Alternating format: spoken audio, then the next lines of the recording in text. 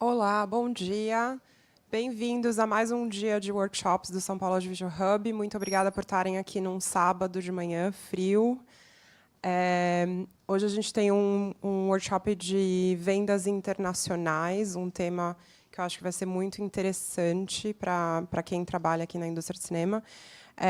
Eu queria só falar que o São Paulo Audiovisual Hub é uma realização do CUT SP, da Secretaria da Cultura, Economia e Indústria Criativas do Estado de São Paulo, Lei Paulo Gustavo, Gestão e Produção da APA, Associação Paulista dos Amigos da Arte. A gente tem uma parceria com o Sebrae. Hoje à tarde a gente tem algumas palestras em parceria com o Sebrae, hoje e amanhã, e apoio institucional da FAP. E aí, sem mais delongas, I'm going to switch to English now to introduce your speaker for this morning, Florencia Gasparini.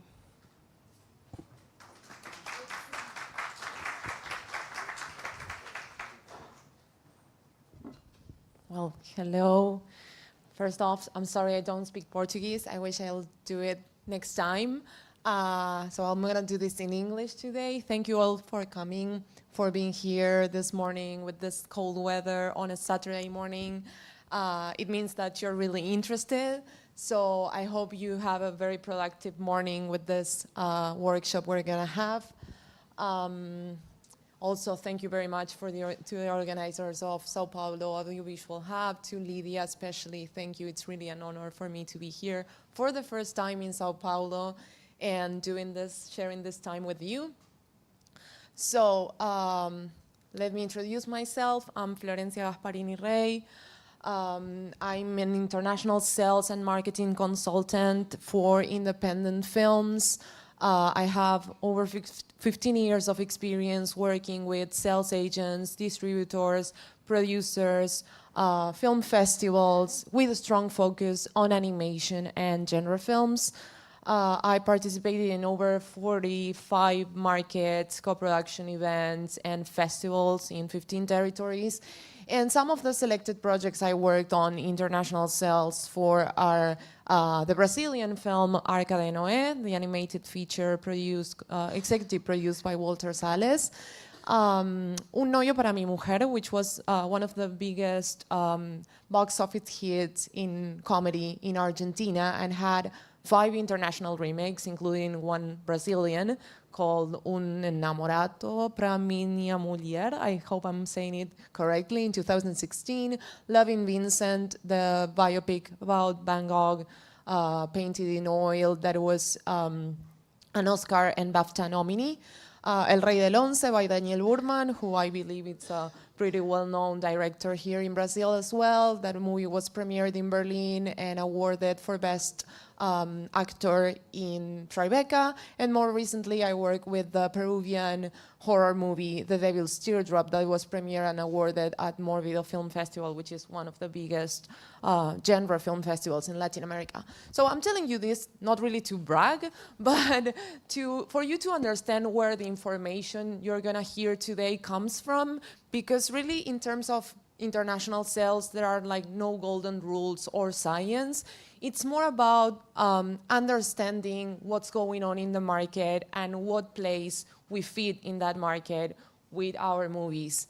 So the goals of this workshop are going to be for you to understand what international sales really are and what's the difference with domestic distribution, which is something sometimes it's confusing, how to define your film sales profile, and from there, when and how to find and approach the right sales agent. Also, how to build a strong working relationship with a sales agent, because this is something you have to keep for the rest of your career. Anything you do in this industry is about relationships. It's about the people you know and how you relate with them. You might know someone today who might not be the right partner for this project, but it can be for the next one. So always, be nice and keep your networking active.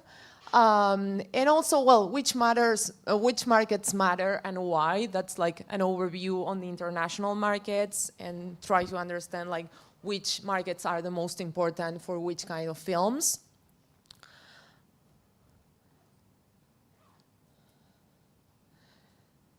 So, well, first off, let's meet. I would like you just to raise your hands and tell me if we have any producers in the room. Okay, most of you are producers, that's good. Directors, producers and directors too, good. Any students? Good, good for you. I'm glad you're here because when I was a student, I realized that film schools really don't have a strong focus on distribution and international sales.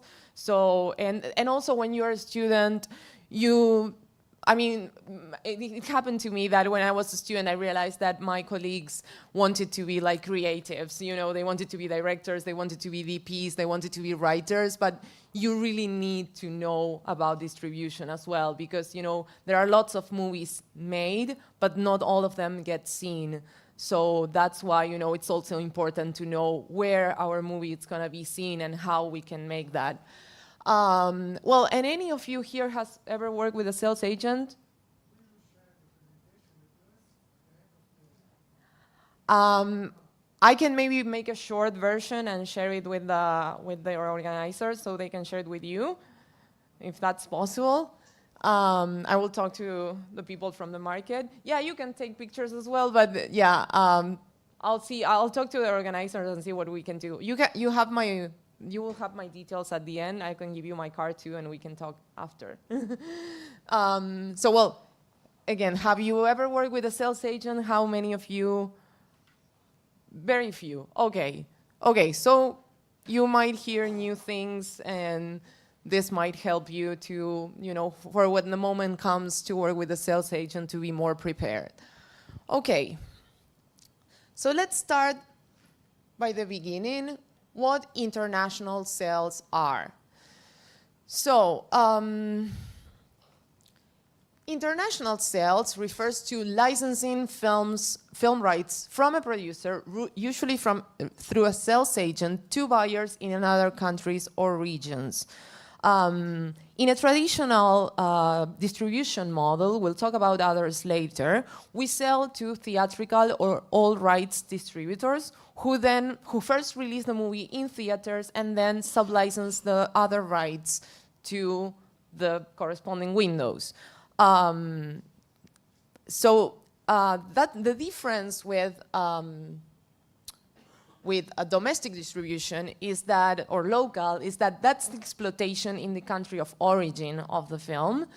And sometimes, and that's usually a deal that the producer does in advance before going to a sales agent. And especially if I'm not wrong, here in Brazil, I understand that to access Ancine funds, you need the commitment of a local distributor. So whenever you go to a sales agent, those rights are already committed.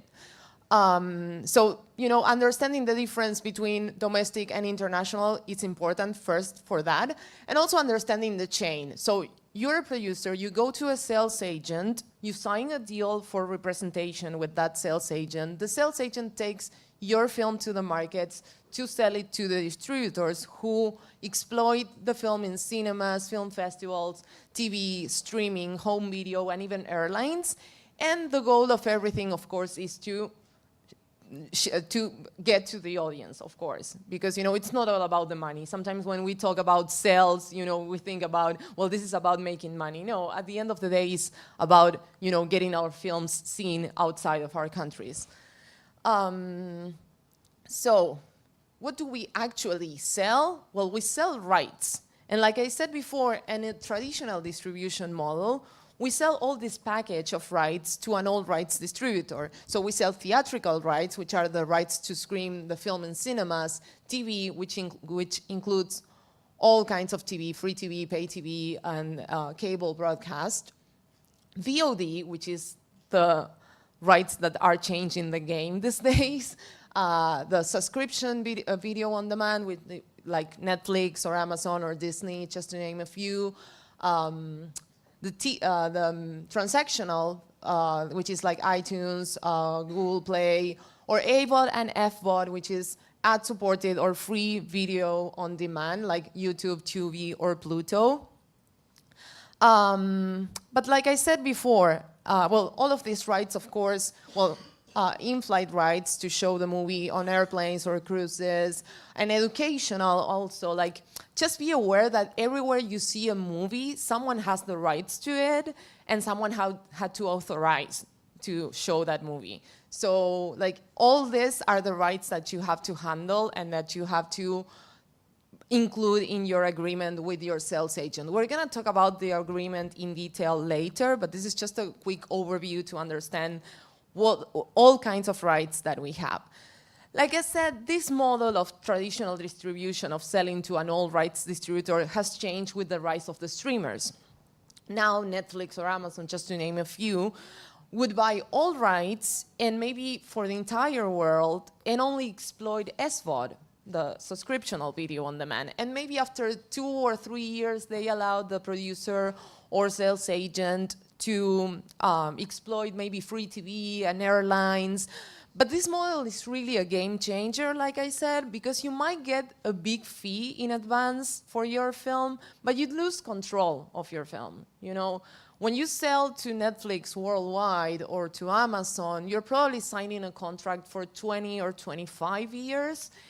And worldwide, in most cases, and you don't even get to know how your film perform in the platform. Be aware that when you sell to a platform, you get just the same information that any person that, you know, watches the app sees. You know, you get to know if your movie is performing in the top 10 already only if you go to the app and look at that. You don't get a report from Netflix telling you 100 people, 1 million people, nothing. You get nothing from that information because that's the data that they manage and that's what it's valuable for them. So at the end of the day, you don't really know how many people saw your movie. And that's different from when you go to theaters, right? You know, when you go to theaters, you can actually say the movie sold all these tickets, and you get a real sense of how your movie performed or not. And also, you don't get any extra revenue. They keep your movie for 20 or 25 years, and if the movie keeps performing well, nobody's gonna give you any extra money on that. So, you know, it's a decision you have to make if you really want to go to a streamer, or this also applies to the studio model. I'm not gonna go into much detail, but whenever, you know, Warner or Disney comes in and says like, I'm gonna take all Latin America for your film, when you're working with these big companies, you tend to lose control of your film.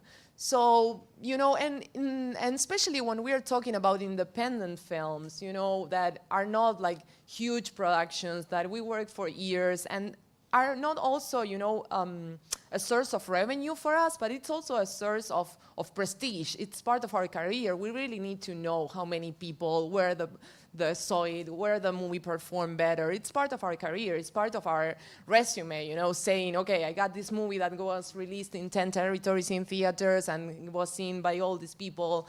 When working with the platforms, you don't get any of that information. Sometimes you don't even get the chance to go to festivals. You might go have a world premiere in Cannes, which is great, but after that, you know, Netflix releases the movie and you don't even get to do more festivals. So, you know, again, it's something to reflect about. I'm not against working with the platforms. I'm just saying it's a different model. And I prefer, personally, for the independents, you know, working on the traditional model, because also at the end of the day, Netflix and Amazon and all the streamers are getting really picky. So this model of selling, like, or this ideal or this dream of selling your film to Netflix, it's not really happening to everybody. I mean, you go to Netflix and see that there are hundreds of movies, but that doesn't mean that all the movies that are made have a chance to get sold to Netflix. So we're gonna talk also about, you know, our film's profile later.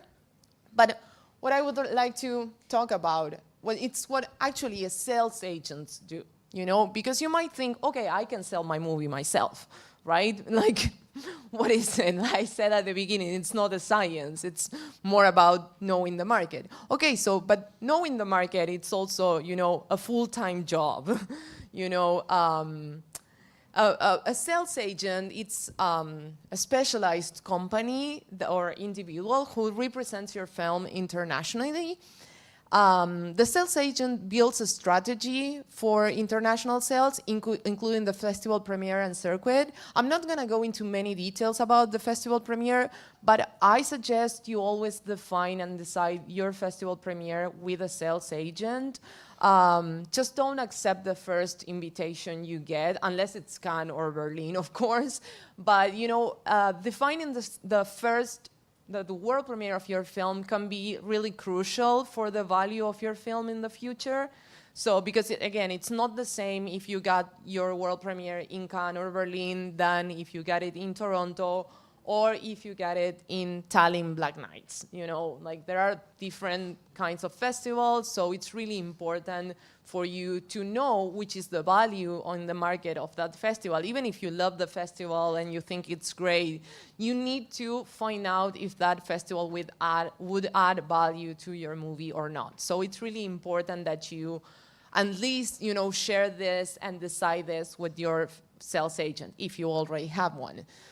So also what is like the main job of a sales agent? Negotiating licensing deals, managing contracts, payments, and deliveries. Because even if we said like we're selling rights, to exploit those rights, you need materials, right? You need a DCP, you need a ProRes file, you need posters, trailers. So that's also part of the job of the sales agent. Then we're gonna talk about what's your responsibility in that part too. But, it's, like I said, it's not really just selling and signing a contract. It's following up and then, getting the payment, getting the delivery, and of course, reporting and paying to the producers, which is really a key part of the thing that we're gonna also cover when we talk about the agreement. Also, like I said, your sales agent represents the film at the international markets. Like the main ones are Marché du Film de Cannes, or the European film market at Berlin, the American film market in Los Angeles, and also the main festivals. That markets and festivals are not the same. We're gonna talk a bit more in detail about that later. But there are main festivals that do not really have a market, and there are markets like AFM which are not tied to a festival. So markets are basically industry events and festivals are audience events. And also, one very important thing that the sales agent does is creating marketing materials and pitching materials for the international market. Because, like I said, you might need to deliver a trailer, a poster for your sales agent, but that doesn't really mean that those materials that you created for your local market can work internationally. The sales agent understands from the trends what's working internationally and will help you, create and make your film more appealing for the international market. So that might include, creating a new poster, creating a new trailer, all kinds of marketing materials. And also, the sales agent organizes market screenings, which are different from festival screenings, press releases, ads in specialized media. All of this helps positioning your film. And positioning your film makes your film being seen and sold, which is the goal of a sales agent. So, if it's not clear yet, why working with a sales agent? Because, sales, it's a full-time job. You, as producers or directors, have, you have a certain time that you can dedicate to a film after it's done. Sometimes we think, well, I can go to the market and do the sales myself. Yes, maybe you can, maybe you have contacts that can help you, but really making sales is a full-time job, like I said, and you really need to know who the players are. So it's not knowing a few people that will help you, it's really accessing to an existing buyer network worldwide. And it's also, they help you they have experience in navigating the complex legal and financial terms, which is also key, because contracts have lots of terms and clauses that you really need to understand. And that's something also that, imagine that you have to license, films sometimes get sold in, a successful film can get sold anywhere between 10 and 30 territories. and imagine having 30 contracts, different contracts that in general, they have the same terms more or less, but all of them have their their specific things. So imagine having to handle that yourself as a producer. It's really a tough work, a full-time job. And by the time you are selling this movie, you as a producer are already making a new movie.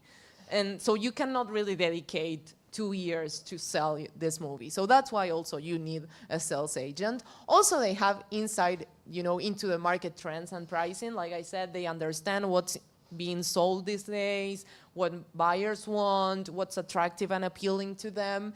And of course, amplifies your film's visibility and extends your film's commercial life. Because really, sales can be, you can keep making sales for 2 years, 5 years, even 10 years. Sometimes, buyers who buy for like small TV channels might buy packages of movies that are 10 years old. Imagine that you as a producer have to, go back to your movie that you made 10 years ago.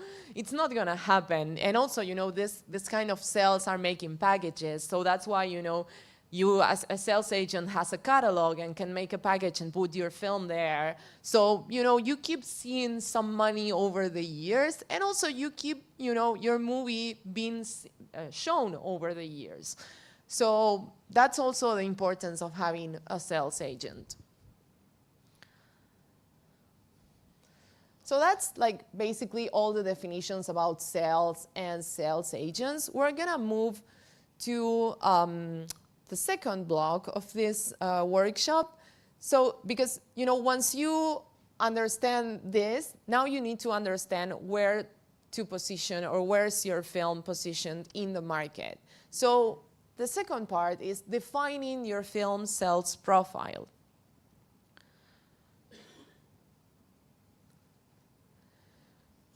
So, now that we know what international sales are and who's involved, we need to define what kind of film we have. Because not all films travel the same way. Some films are commercial, some films are more festival-driven, some films have crossover potential, what we call crossover potential, which means, can perform well in festivals, but it can be popular and commercial among audiences. And some others are made for specific niches, like, genre films might be attractive, or very specific genre films, like A24 films, are for a certain audience.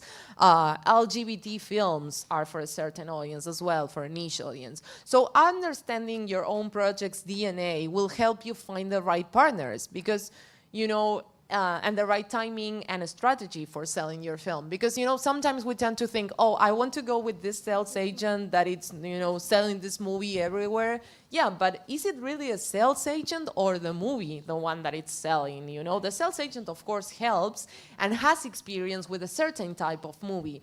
But, having a sales agent that sold or that is selling a box office hit or an Oscar winner doesn't mean that our movie is gonna perform like the Oscar winner or the box office hit, So really understanding which kind of movie we have will help us find the right sales agent. So, like I said, some of the questions that we have to ask ourselves is like, is it commercial or festival driven? What is the primary genre? In general terms, in today's market, horror and thriller are the genres, the most preferred genres. Comedies are more local, we're more used maybe to Hollywood comedies in general, but when talking about, local comedies like Brazilian comedies or European, French, Italian comedies, they don't travel that much because humor is very particular and it's very tied to the local culture. So that's also something that we need to keep in mind, that those movies can overperform on their local market, but that doesn't mean that they will be sold. Also, what makes the film stand out? Why, my genre film would be different from the 100 others that are in the market? Try to find, your strengths when thinking of your film. Also, who is the target audience? That's really, crucial. Understanding your target audience will help you not only positioning your films, but also communicating, having the right communication strategy. How do I approach my target audience? Are they on social media? Do they still read newspaper? Do they go to the theaters? Do they watch movies online? Do they watch movies on TikTok like kids? That's also understanding what your target audience is. Does it have international appeal? Well, we tend to think all movies are interesting for everybody, but we really need to be very aware if this movie is really universal, if it has a universal appeal, if it covers topics that are, trending worldwide, if they cover topics that are universal in terms of feelings, that's something that we really need to understand. It's analyzing, like I said, the DNA of our movie. What are the comps? That's also important. Which other films like ours are in the market? Do we find in the market? How do those films perform in the market? If I'm gonna do a genre film, like I said, a horror movie, there are really lots of horror movies today. Even though horror is selling very well, the competition is really tough. There are lots of movies. So, okay, how do I compare mine to which horror movies I compare it? How do these movies perform? Where they perform? Because sometimes movies perform very well, in certain territories, but not in all of them. Sometimes horror especially might work very well in some Asian countries, but not in Europe or not in the US, because in the US they are still tied to their horror movies, to their system. When talking about the international markets, really, the US is a very special case. I'm not gonna go into many details about that because it's a whole workshop itself. We're going to go into territories later, but really, the US is a very challenging market. So again, coming back, we need to understand which the comps are to know how those movies performed. Also, what's the budget and production value? Because, when we talk about, sometimes you hear things like Anora, it's a low budget movie, and it won the Oscar. Well, it's a 10 million budget. It's not really low. I mean, it's low for the US, but not low for Latin America. So that's something you also need to know, And even sometimes I don't think if it's right to say this, but I'm gonna say it anyway. Sometimes you even have to lie about your budgets, If you go to an American distributor or to an American sales agent and say, I will do this animation for $4 million, they might think it's gonna be a cheap animation, And we know in Latin America we can do great things with 4, 5, less than 10 million. But in the US, if you say animation for less than 10 million, it's really low budget. So that's also something we need to be aware of. What's our real budget? But I think that the number that you have to say is that how it will look like, right? Will it look like a 4 million or will it look like a 20 million, So that's what you need to know, If someone asks, it's okay, it's a 4 million, but I promise it will look like a 20 million. And also the production value, because sometimes the production value is not about the money itself that you put on the film. It's also about the locations that you have. It's where you go to shoot. Has anyone shot in this location before? Sometimes it's the wardrobe. I mean, the production value can come from anywhere in the movie. Sometimes it's a cast. Sometimes you can just, shoot a movie in a room, but with 2 amazing actors that add all the value to your movie. So that's also something you need to define. What's the language, of course? Because unfortunately, even though, we're all in Latin America, the market, and you can tell that from this, I'm speaking English, because the market is, dominated by English-speaking films, unfortunately. And so also, that adds value. But let me tell you something that it's really an insight that I got from my experience. I can tell you that a good, what I would say foreign language, always speaking from the, from the Hollywood perspective. When you say foreign language, it's like anything that it's not English. So I would say that a good foreign language, like a good Spanish-speaking or a good Portuguese movie, a really good one, can sell much more than a mediocre an American movie, English-speaking movie. I work with movies with a certain cast in English. Like I had a movie with Mena Suvari, from the actress from American Beauty. But that was like 20 years after American Beauty. So her moment is over. She's not a sellable actress anymore. Unfortunately, she's great. She is lovely, but she's not a sellable actress. So we didn't really make a lot of sales on that movie. And you would think, well, but it's an American cast. It's an English-speaking movie. It was a thriller. Yeah, but it was, a low-budget, not so good movie. And, then you go and see that you have like big budget productions in Portuguese or English. We have, especially in this year, Brazil is going, you know better than me that Brazil is going through it. It's probably its best year. You just won an Oscar. You just won 2 awards in Cannes, So you would say, 10 years ago, when I started working on this 15 years ago, honestly, if you would bring me a Brazilian movie, I would say, I don't think I can sell this because, Portuguese, it's only spoken in Brazil and, well, in Portugal and in some places in Africa, but it's not really a popular language. And also the storytelling from 15 years ago in Brazil was different. Now, again, except for Walter Salles or the big, like, auteurs, the majority of the films that I used to see in the market 15 years ago were more these local comedies that were doing amazingly in Brazil, but were impossible to sell outside of Brazil because of the tone of the humor or even the production value.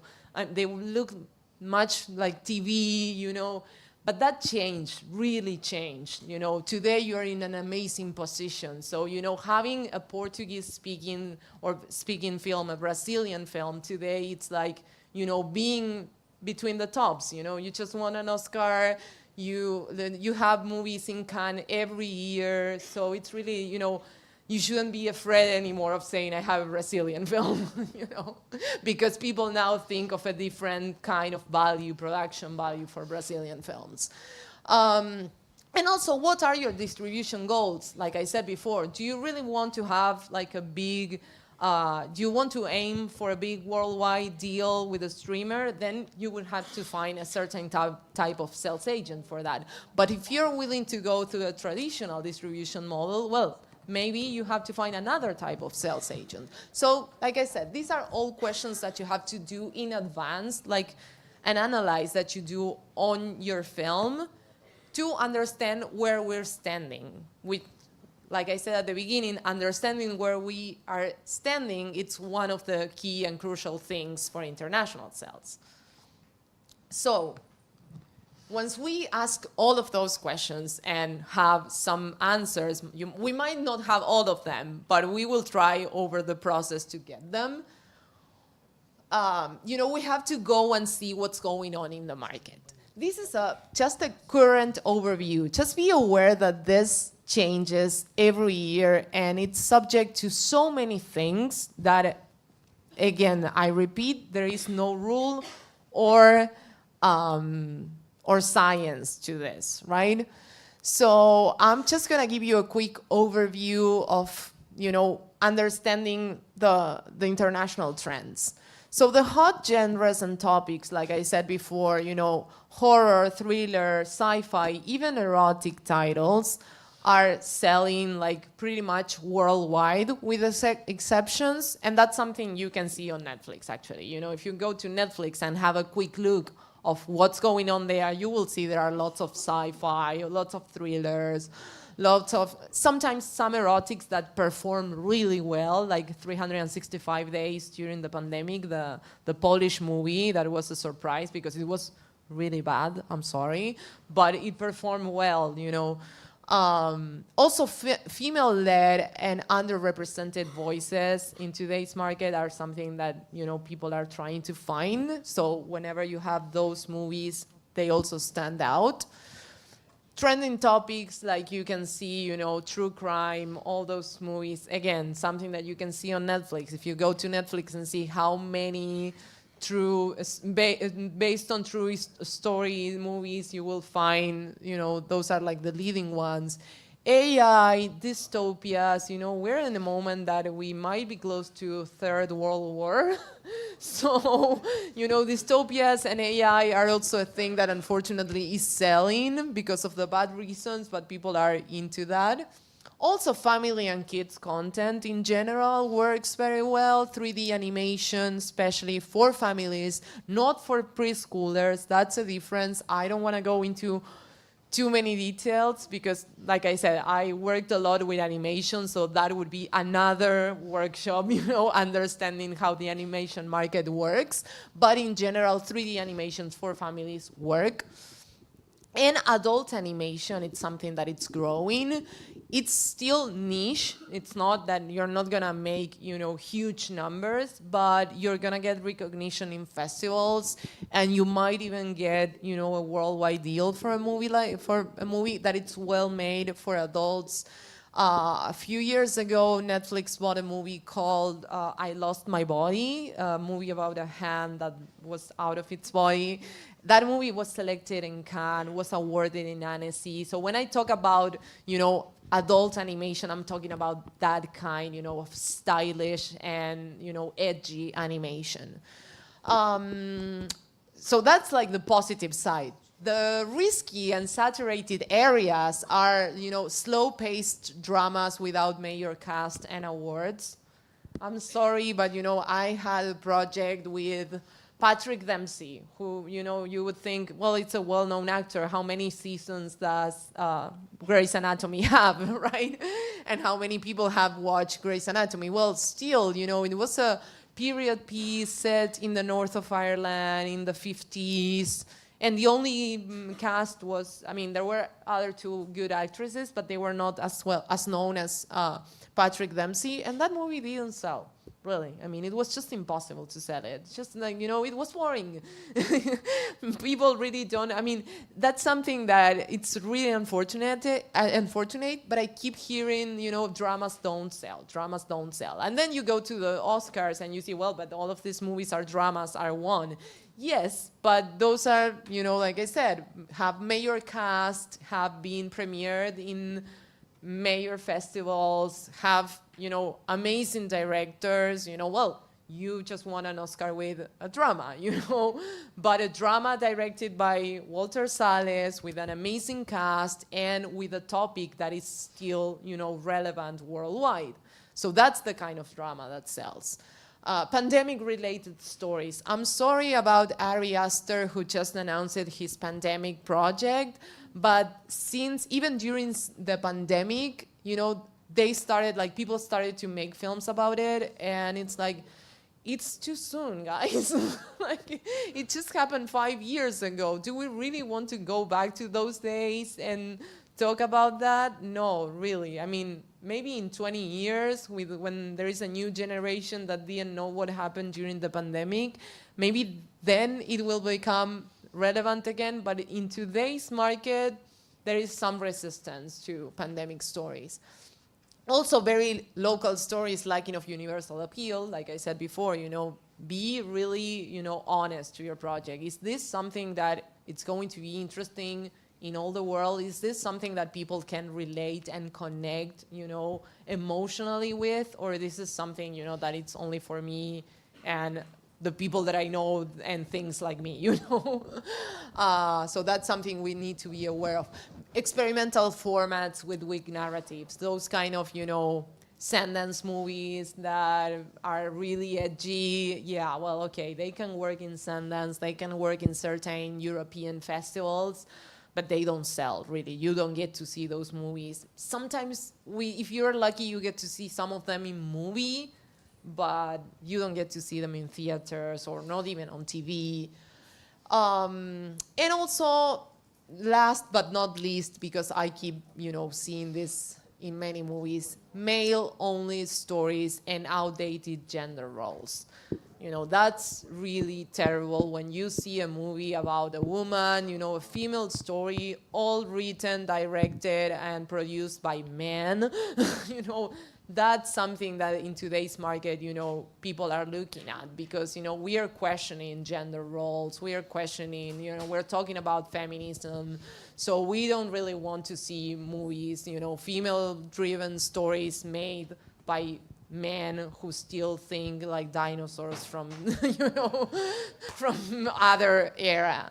We really want, you know, that's, try not, you know, if you're a man and you want to do a female-driven story, I'm not saying that you can't, just surround yourself with the proper people. Like, just have women as, you know, in your team. Ask them, you know, like, is this really, you know, accurate, or this is just a male fantasy? You know, have at least consultants, you know, like, question yourself, like, is this accurate to reality, or this is just outdated?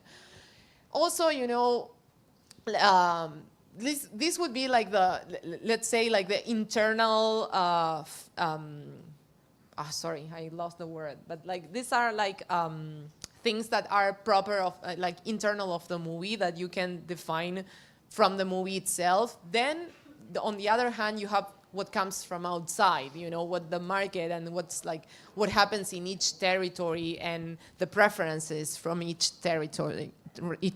So the regional highlights, you know, in Latin America in general, and like in the rest of the world, you know, there is an appetite for horror and thriller in general, cast-driven when it comes to, you know, to international films, like, you know, American films. Comedy, like I said, depends on the country. Comedies work very well on their territory, but, you know, with Latin America, it's really, you know, it feels like I'm leaving things outside, but really, you know, the Latin American market itself, it's really complex. Because when talking about international sales, you know, from European or American companies, they tend to think Latin America, it's a whole, and it's just like, okay, you all speak the same language except for Brazil, so it's gonna be more or less the same. And really, it's not. You know, what makes people laugh in Mexico, it's not the same than in Argentina or in Brazil. And the topics that are relevant in Argentina, Brazil, Chile, or Colombia are not the same than in other countries. And sometimes, you know, if you think how many, you know, and or other thing that happens, you know, it's like that, you know, some sales agents, European sales agents in general, tend to think, okay, Spanish films will perform in Latin America, and that's a lie too. No, it's not about the language, you know. If you think like which are the only Spanish films that you get to see in theaters in Latin America, it's Almodovar, really. You don't get to see many others. So, you know, Latin America, it's a whole thing itself. But in general, you know, horror and thriller, it's what it's driving the market right now. In the US, when it comes to foreign films, they are looking for elevated genre and festival winners. Like I said, A24 potential films, that's what they are looking when it comes to international. And festival winners, of course. If you have a winner in Cannes, that's something that the US will be interested in. When it comes to animation, for example, it's really difficult.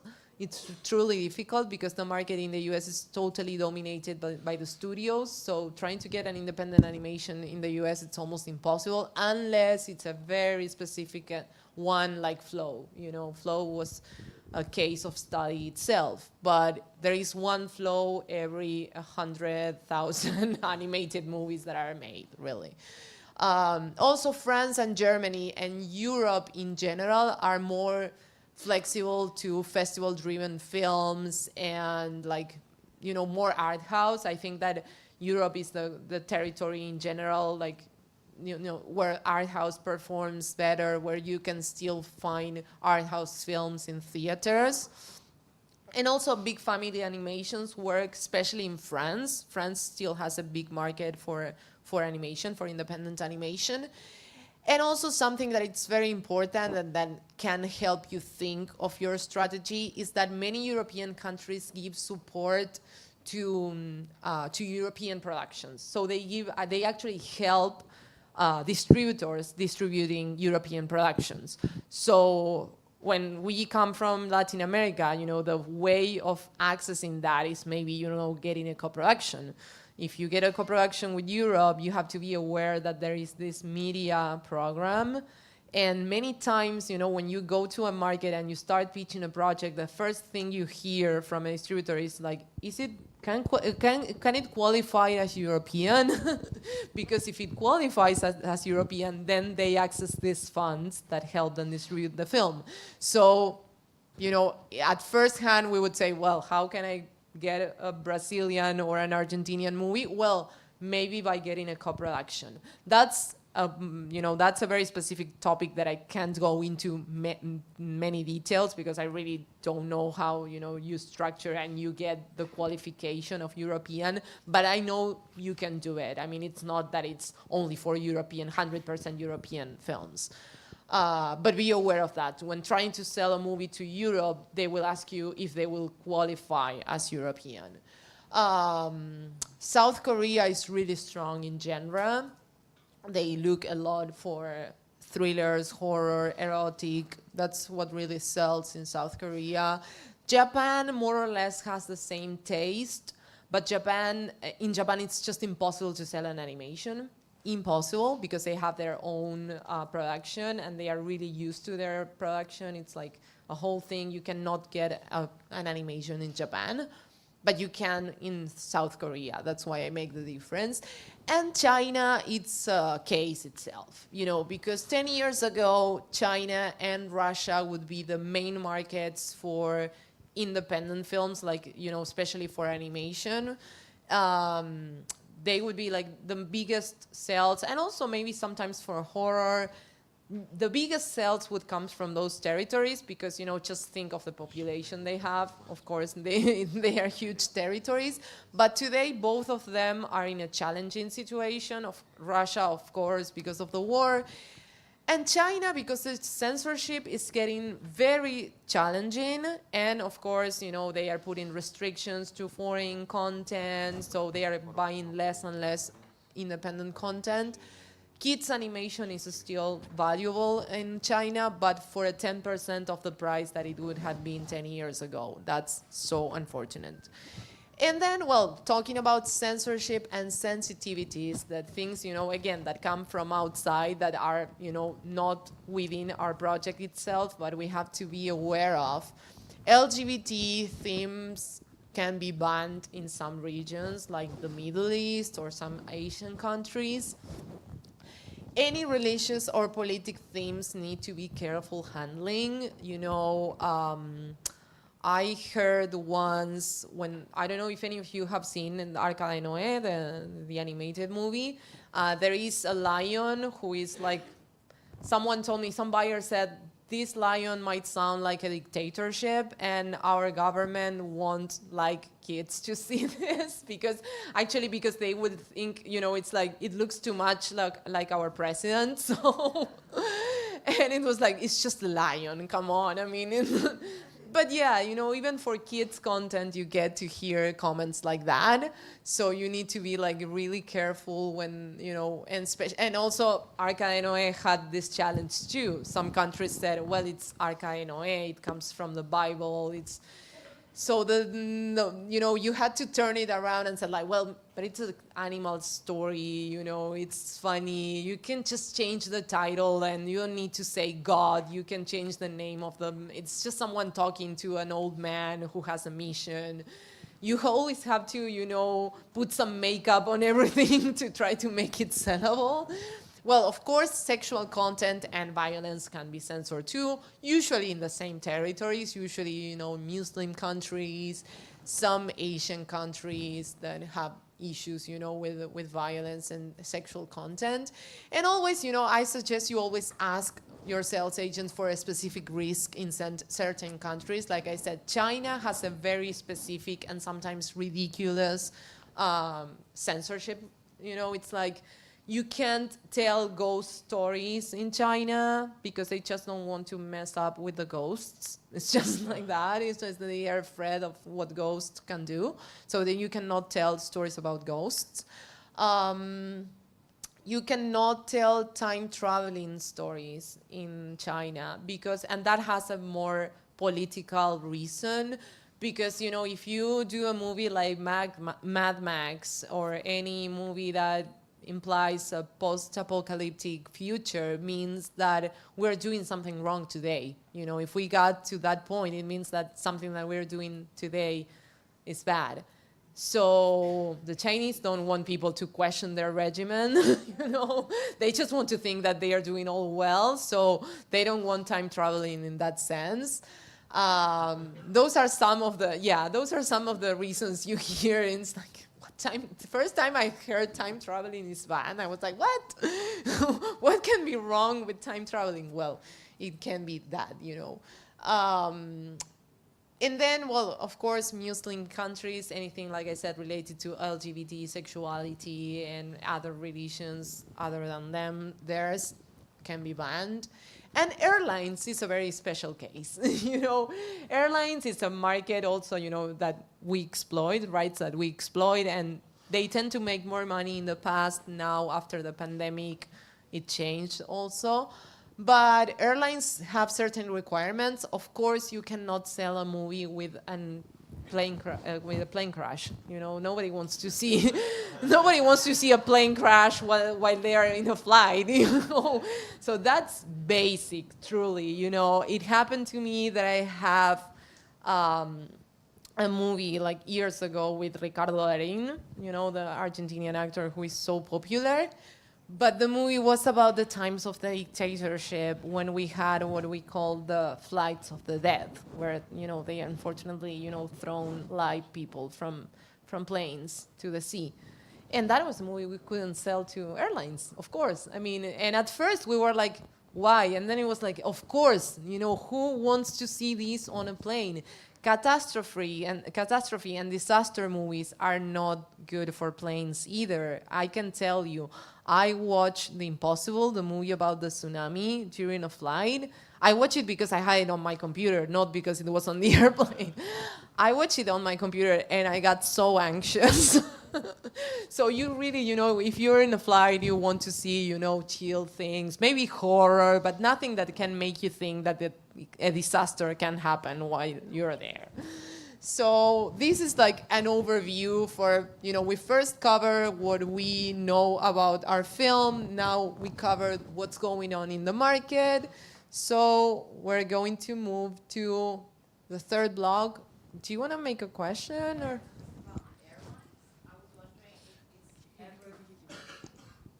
Just about the airlines, I was wondering if it's also an issue that someone will watch something they didn't want to watch in the neighbor's TV, or is that something they don't really consider? No. I mean, if there is something, let's say you have a kid next to you and you're watching an adult movie, they try, I mean, if there is something that can be problematic, the airlines always ask for the right to edit the movie, so you're not gonna see like a sex scene on an airplane, that's for sure. Even if, you know, if the movie has it, you might see a legend at the beginning that says this movie has been modified to fit the audience, whatever, you know. So no, it's not really about that. It's just like, you know, it's not making people feel uncomfortable about, you know, anxious especially. But yeah, it's a good question, thank you. Because, you know, we all tend to watch like what's going on there. But yeah, it's just like that. It's just trying to, you know, show movies that are suitable for everybody.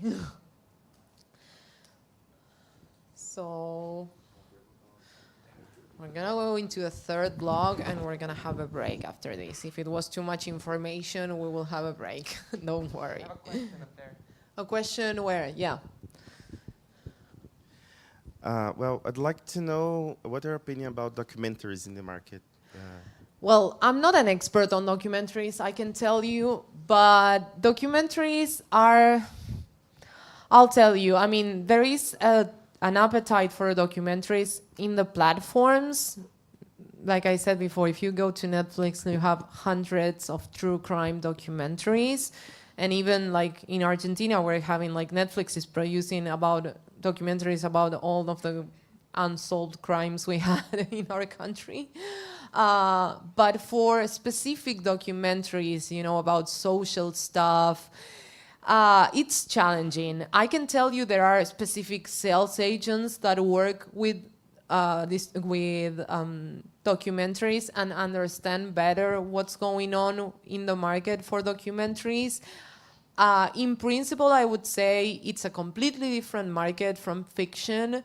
And there are certain things that are attractive worldwide, but you have to be really aware, like, you know, about these things, you know, the trends.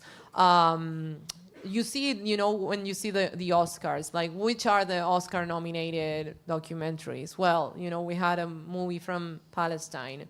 We had, you know, we had last year, we had Navalny about, you know, the opposition to Putin. You know, it's always, you know, what sells worldwide. Well, they had the BB Files. I don't know if it was an Oscar nominated, but the BB Files about Netanyahu is also one trending documentary. So documentaries in terms of international sales are always really tied to what's going on, especially politically.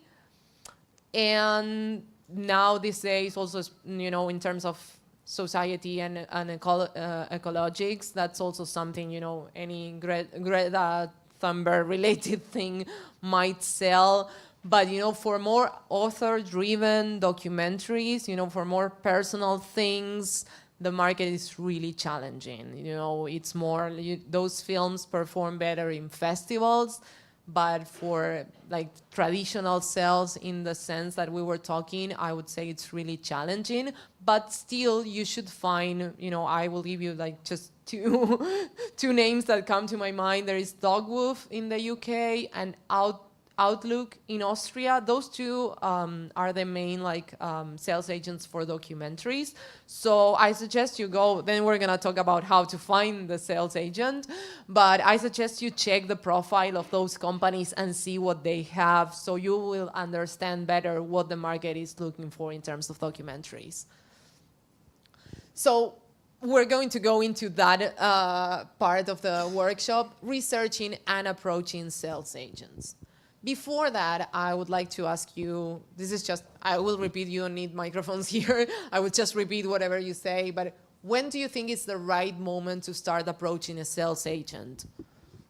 Anyone has an idea? When you have the first cut of the film. First cut, yes. That would be, let's say, post-production stage. Yeah.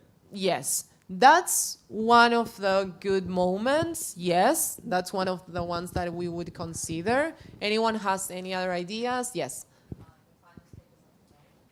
Final stages of development, that would be like going into pre-production. Yes, that's probably the best one. So let's go and see, oops, sorry, here. So you have pre-production and post-production, the two you mentioned there. Development is not, you know, it's not really a moment. I mean, let's say first that when is the right time depends mainly on the needs of your project. But bear in mind that sales agents are not producers or investors. They might help you with an advance. They might help you build a co-production, but they don't really produce. So if you go in development, when you only have an idea or a script, it's just impossible to get, and you know, and you need to raise the 100% of your financing, and you don't even have your cast or anything that it's really relevant for sales. It's just a waste of time to go and try to find a sales agent. In pre-production, this might be the ideal moment when what you just said, you know, when you have a script, you have your cast confirmed, you have your aesthetics, your visuals, and a financing plan. And even if you still have a gap on that financing plan, you can still go and, like I said, maybe a sales agent can invest some, you know, minimum guarantee, or can help you bring some other partner to put that money. But in general, you need to have a financial plan and say, okay, I'm gonna finance this movie this way. I don't need 100% of the financing, and you need to have something that is sellable. Okay, so what's the cast? If it is an animation, have a good promo to show, have a good script. That's probably the ideal moment, because the earlier you involve the sales agent, the more feedback you're gonna get from the international market while making your film. And that also helps, because it helps you understanding if this will work or not in the market. Then if you go during production, it's also good because you can already show footage of the film. If you don't have a cast to sell your movie, you might need to show some footage and show the production values, or the tone. If it is a movie that it's too visual, or a genre-driven film that has a very, high concept proposal that it's different, you might need to show actually something from the shooting and showing that you can achieve the quality that you're promising or the visuals that you're promising. So that's also another good stage to approach a sales agent. Post-production, like you mentioned, you can already share a first cut. And you can get some feedback before picture log. Maybe a sales agent watches and says, okay, this is good, but maybe you need to change a little bit the opening of the scene, or maybe you need to change this this scene because it's too violent, or whatever. They can bring you input and tell you, I just had the case. I'm consulting for a French company, and they brought me a Spanish horror movie that it was pretty good, but the owner of the company told me, I'm not gonna buy this movie if they don't cut at least 15 minutes. So my job was, he was like, okay, watch it and suggest what to cut. And it doesn't feel well, really to tell someone you need to cut your movie. But honestly, when I watch it, I felt the same. I felt that the first hour of the film was really too long before they got into the action. And it really, if they would cut 10, 15 minutes, it would make a difference, because also the movie was 110 minutes long, so they could really cut 10 or 15 minutes and make it more fast-paced. So, again, that happens when you go with a first cut, and that can be determined. When you go with a completed film, it's still possible, and sometimes it's the only option you have. You just made your movie, you didn't have the chance to do it before, you were on your own, anything, There are many reasons why you get, to go to a market with a completed film. But you have a limited flexibility. I mean, if it's picture logged, you cannot make any changes. You already invested all your money in doing all the post-production or everything, so you cannot make any changes unless the sales agent wants to pay for them. Sometimes it happens. And also the film ages quickly without a premiere. If you cannot keep your movie for a year and wait and see what happens, because at some point, you need to release it because you have commitments, unless it's a super independent movie that you did on your own, and I don't think those movies sell a lot, honestly. But if you produce it with public funds or with investors or any partners, at some point you need to release your movie and start collecting money to pay back to those people, or even if you just have, a contract signed with a public fund, they would still require you to release the film at some point. So, if you haven't looked for a sales agent yet, the movie might start getting old. So, where to research and which are the resources tools? In the past, maybe the only way of knowing the market was just, going there and seeing what's going on. Today we have internet, and that's a game changer for everything. Everything can be found on the internet today. So you have the professional tools like Cinando or IMDb Pro that you have to pay a subscription, or Cinando you even get it when you when you register for some markets, you get it for free for a year. And that's basically a database where you can find all the movies and all the details about those movies, like who sold it, who distributed in each territory, and you find the contacts of those companies. So once you did your research, you know, and found your comps, you can go there and find who bought or sold those movies. And also the trade media, specialized media like Variety, Screen Daily, or here in Latam Cinema. Those are, you know, you see all the announcements about the latest deals, like who bought what, which distributor, which sales agent picked up some movie, which movies, of course, are winning awards and where. Sometimes just by subscribing to the newsletters, which are for free, you at least get, you know, every day you get an email with the highlights, and just by seeing the headlines, you go there and click and see, you know, what you're interested in. You just see, you know, a headline like Goodfellas picked up award winner movie from, you know, and that's the kind of article you want to read. Goodfellas. Okay, what movies is Goodfellas buying? Or Goodfellas closed all of these deals during Cannes, and you go there and read which distributors actually bought each movie. So those are the like, you know, the things we want to know. Also social media, for sure. If you follow any of these trade media's profiles or the festival's profiles, there are so many things that you can follow on social media. And of course, we know that as the more we follow, the more, you know, the algorithm will give us back. So if you train your algorithm to show you stuff about the film industry, it can be a good tool as well. And ChatGPT. Believe me, I made the exercise of doing this, you know, of doing all the questions, responding all the questions that I made at the beginning and say, okay, I have a horror movie, festival-driven horror movie with this actor, this budget, this is the synopsis, all the information, and I put it on ChatGPT and told it, give me a list of potential sales agents. And it did. And it was pretty accurate. I mean, not the first version, but what I suggest, of course, is that if you get that list, go to Cinando or IMDb Pro, or like double check the information, because it might give you, I mean, it gave me like 2 or 3 that I said, okay, these are good, but then it gave me like 2 others that I was like, no way, these people are not gonna sell this movie. But you know what you need to do is just double check. But it's really a good tool. It's not gonna solve your work. It's a tool. See it as a tool. Give them all the information you have about your movie and ask the specific questions, and you will get answers. But don't rely everything on AI.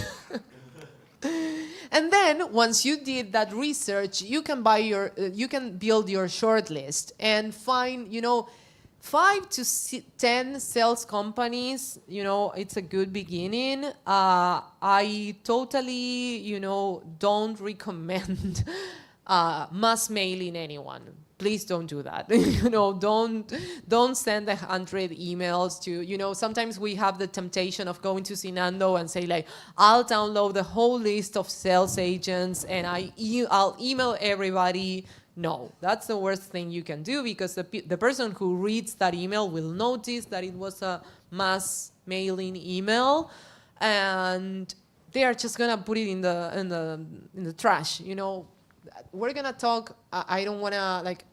I have 10 minutes to go to the to the last part before we go to the break, so I need to move faster. But we're gonna talk about how to write a proper email to a sales agent to make it attractive, so they open it and we have a bigger chance to read. But the first suggestion is make a list of the potential people that can actually work with your movie. Don't just mass mail all the sales agents out there. And of course, you make that short list by finding who sold movies like yours, who worked with movies from your country. Sometimes, I mean, it doesn't need to be that you will only reach out to sales agents who work with Brazilian films. Of course, like I said before, Brazilian movies are growing and are becoming stronger in the international market. So whoever hasn't worked with a Brazilian film before might want to start, you know, doing it. So it doesn't mean, so you can still go, you know, and reach out to companies that didn't work yet. But try to find which ones have already an experience working with Brazilian films, and also which presence these companies have in the markets. Try and check, if they attended Cannes, if they attended AFM, if you have an animation, if they attend Annecy, if you have a movie that you think it's more attractive for the Asian market, if they attend Film Mart. We're going to talk about the markets later too.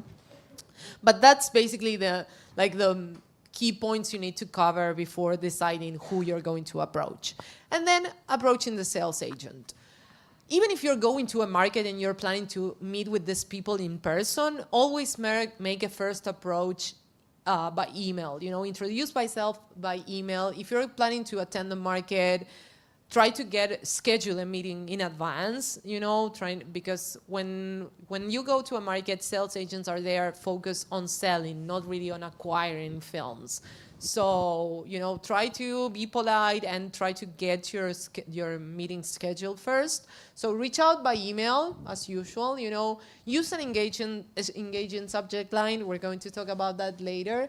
Basically say who you are, what the film is, at what stage it is, why is it relevant, and make it feel like a business opportunity. They are not making you a favor. You are offering them to sell a movie that you are convinced that can sell. And, well, what to send, we will talk more in detail later. So let's go point by point. The subject line matters because it has to be short, specific, and relevant. Don't just put request for a meeting or hi, I have a movie. Believe me, I've seen emails like that. So that's why I'm telling you. Include something, that it's a hook, that, think of an inbox that has 200 unread emails, because actually a sales agent can have 200 unread emails per day. What would make you open your email? Think of a subject line that it's attractive. For example, Brazilian animation film in post looking for sales rep. That says everything. Which kind of movie is, where is it from, which stage is it, and what do you need? That's everything. If you put urgent, please read, that's going to sound like spam. So then what to write? Keep it brief and clear, be clean, professional, and easy to skim. Think that sometimes, all of us read emails from our phones. So make it readable from a phone. Because, that doesn't mean that we are less professional if we're reading from a phone. It's just that, sometimes we're in markets or we are in between screenings. So we actually work a lot from the phone. So don't write long essays, please. Don't start by, this movie is special because blah, blah, blah. Then you can tell that to the person if you get actually a meeting. But you have to be brief and professional in your presentation. Stick to 4 to 6 short sentences, really. Say who you are, what the film is, why it matters, and what you're looking for. Basically what we put in the subject line that I mentioned before.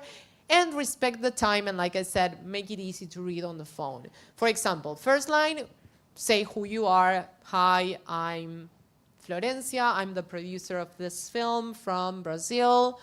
The film is, I'm going to say again, horror. I'm sorry, I like horror movies. It's a horror movie in production about, you put your logline there, a serial killer, blah, blah, blah. I'm writing you because I'm looking for sales representation, basically, or any way you want to say it, and what to attach. Please do not send scripts that are unrequested, because you can actually get into trouble if you do that. Don't attach huge files, a whole lookbook that it's 100 pages long, because it can be very huge, and that it can actually make your email go straight to spam. Just attach a one-pager, one PDF, with a nice synopsis, with a poster, with a still if you have one. If you're going to do a short lookbook, keep it in 5-6 pages, no more than that. Wait. The important thing is that, you have to wait for the other to request more. If you send out everything without a request, or even if you have your film completed and you send the screener without asking, there is a big chance that you don't get a response because you already sent everything. So you don't even get to know if the person read the email. If they didn't respond, well, probably they didn't like it. But maybe they just, like I said, it just went to spam. So it's really important. I dedicate all this time to how to write an email because I've read all kinds of emails, you know, and believe me, you know, the most effective are the ones that keep it clear and, you know, make you want to see more. If they send you a good trailer, if they send you a good synopsis, you will ask, okay, I want to read the script. I want to see, do you have a full link that I can see, you know? And again, have in mind that you're pitching an opportunity. You know, you already compared your film to other successful films. You compared your film with films that worked for that company, that were a big success for that company. So you are coming and saying, like, I have this film, or I saw, you know, when you say why you are writing, you can also mention, I visited your website and saw that you have these 2 films that look similar to my project. I would like you to consider this movie. You know, make it sound personal as well. You know, you are approaching that company because you already know that could be your right partner. So, and like I said, make it look like it's an opportunity for them. You are bringing them a business. They are not making you a favor. They are going to be part of your success. So having said all of this, we still have one more. Use visuals when possible. Use what make your project pop. If you have a good still or some concept artwork that you can do in advance, a teaser trailer, try not to send like this, how do you say, when you make a video, sorry, I lost the word, but when you make a video with references from other movies, that's internal. Don't send that to a sales agent. Use visually engaging content, you know, so the sales agent can open the email and get a tone from the image that they see.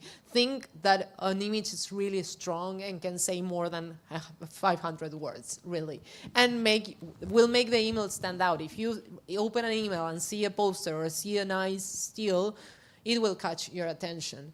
And like I said, if you're attaching a lookbook, make it short, make it with original materials, or a one-pager with all the key information in a clean format.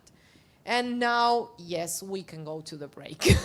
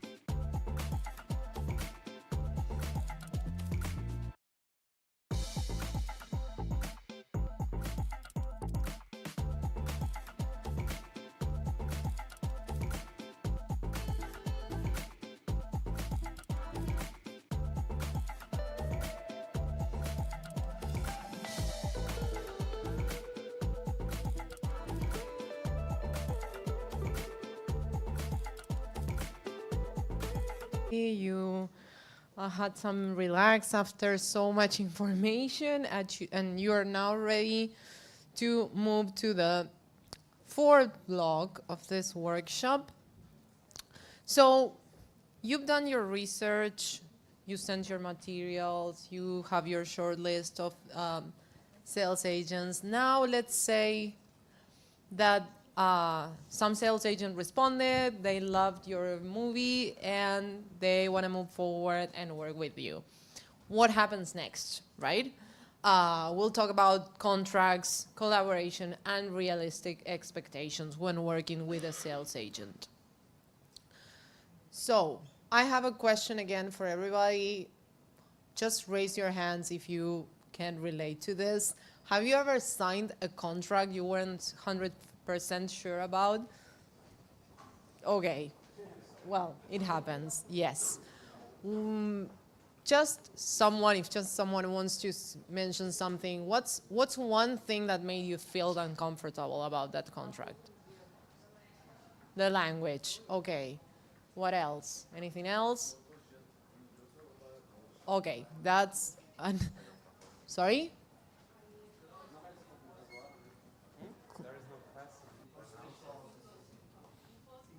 Impositive clauses, okay.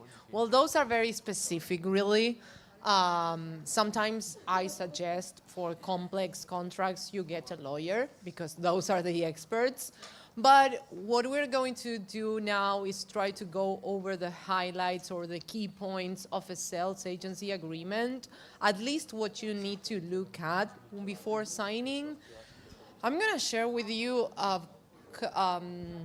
piece of advice that I got from a lawyer from UTA, the Hollywood agency. He said that a first draft of a contract is always a sick patient, and that our job is to heal it. So that means never sign the first version of a contract you get. You have to really read it, because usually, you know, the part that makes the contract would put all the clauses in their favor. Even, you know, with the best, you know, intentions, they will always put all the clauses in their favor. So read everything and make sure you know or you understand, or at least you are aware of what you don't understand and you need to ask. So like I said, sometimes you might need a translator for that. Sometimes you might need a lawyer, you know, but at least you have to be, you know, what I want to share with you is, you know, to get you prepared for seeing the key points and what you might need to ask. So when talking about the sales agency agreement, which is the agreement between the producer and the sales agent itself, we have to talk about territory first. So those are the geographic areas, of course, covered by this deal. It's usually the world, with some exceptions, like the country of origin. It can happen, especially with Latin American films, that sometimes you get a deal, for example, with Disney or Netflix, that it's not necessarily worldwide, it's just for Latin America. So you can still go to a sales agent and try to get representation for the rest of the world. It might be more difficult when you already cut those rights. So I understand that it can be beneficial for you to make that deal, because sometimes if you don't make that deal, you don't get your movie done. But be aware that the more rights you cut to a movie, the hardest will become to get a sales agent on board, because the sales agent wants to have as many territories as possible. And especially if you're cutting what would be, you know, the strongest territories for the movie. If you have a Brazilian movie and you cut out Brazil, of course, that's something, you know, reasonable, but the problem is that maybe then you cannot sell the rest of Latin America. And that's something that actually happened to me with Brazilian films. You know, that the buyers, you know, Latin America, like I said, it's usually sold as a whole. So it's Latin America, including Brazil, even with the different language. But it happened to me that all Latin buyers that wanted to buy Brazilian movies that didn't have the Brazilian rights were like, well, but what am I supposed to do if I cannot release the movie in Brazil, which is the main territory? Well, I understand, like I said, that it's something that sometimes you cannot change because it's a requirement to get funds. But you can, maybe discuss the possibility of keeping some TV rights or something that can make it, appealing to include in a pan-regional deal. Like, keeping, for example, the second run of pay TV, the second run of SVOD. So you are giving the chance, to still sell all Latin America after the first exploitation is made in Brazil. This is also like I said before, there is no really golden rule for this. It's something, for each deal you make with a sales agent, for each sales agent you work with. These are general clauses, but then there are case by case, and for each movie you will have to find out and tailor-made your contract, okay? But, in general terms, let's say that the territory would be the world, excluding, in this case, Brazil. If there are any co-producers, you can also exclude those territories as well. Rights, well, the definition of rights, it's a bit outdated, honestly. The contracts still say cinematic, which sounds weird. It's theatrical rights, basically. Pay-per-view, also, some definitions are like overlapping because pay-per-view was a model that came before the internet broke in. So pay-per-view was something that was tied to this, to services like DirecTV, that offered, okay, you had like your basic plan and you can add like buying movies within the service. So pay-per-view, it's more or less the same than transactional video on demand. So those are rights, I keep saying the same, sorry if I repeat myself, but the market is changing and so is the definition of the rights. So, at some point, I think we will all have to sit down together and say we will have to rewrite the names of the rights and redefine the names of the rights. But basically, let's say, that what we cover is all rights, and all rights include theatrical, include all kinds of TV, include all kinds of VOD, and all kinds of ancillary rights. Ancillary rights are the ones that include, like I said, all kinds of transportation, like airlines. And there is also a clause or a wording that sounds tricky and scary that says, and any media now known or hereafter devised during the term of this agreement. That really sounds scary, believe me, because, and it happens. When I started working on this, Netflix or the SVOD service was just a small portion of the deal. It was like, Netflix used to actually have a buyer here in Brazil who was a real person who would pick up the phone and discuss deals with you, and would buy movies for licenses of 3 months. And it was usually catalog movies because Netflix was just like that, a catalog thing where you would go and find some older films, but they would never make a huge offer for a brand new film. And I'm talking just like, when I say this is like 2012, 2013. It's like a bit more than 10 years ago. That changed completely. So imagine what happened in between, when Netflix started. That was when any new media came, during the term of the agreement. It didn't really happen to me, since I started on this, all the streamers already existed. They became bigger over these 15 years, but they were already in the game. But what I think that will happen is that if there is any new media created while the term of your agreement is valid, I think you will just have to, go to your sales agent and check, I wouldn't just assume, okay, they have the rights, they can do whatever they want. If you see that some new app is a different kind, in general, all the definitions, all the technology we're seeing now these days applies to these definitions of rights, right? Like if you have a platform, like I said, Tubi, Pluto, all these platforms or apps where you can see movies for free, those still apply to the idea of AVOD or FVOD, advertised video on demand or free video on demand. They still apply to those.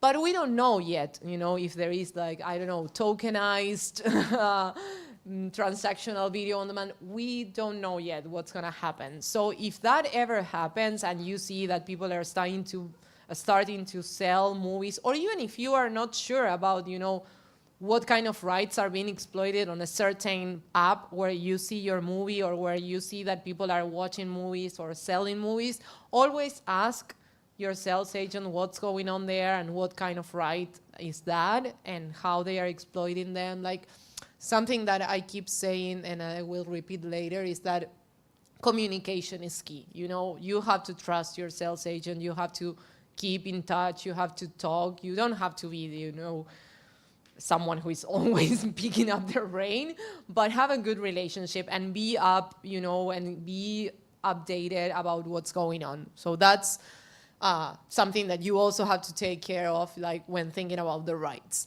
The term of the agreement, it's the length of representation. Of course, how long the sales agent is going to represent our film is usually between 5 and 15 years. 10 is probably a good average, but less than that doesn't really make sense for a sales agent because, especially if they are putting money in advance, they will really, they will really need to recoup that money and the recoupable cost that we'll talk about later. So they will really want to keep the movie for as long as possible to keep exploiting it.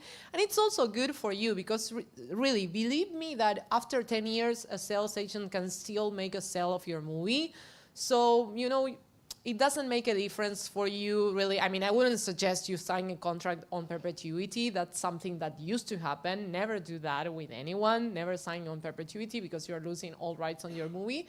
But don't be scared of signing a long contract, like a 10 or 15-year contract, as long as you go all over the other terms and feel comfortable with them. But just, make sure that, understand that it's something standard. 15 years, it's a number that can still, you can find on a contract, and it's pretty standard.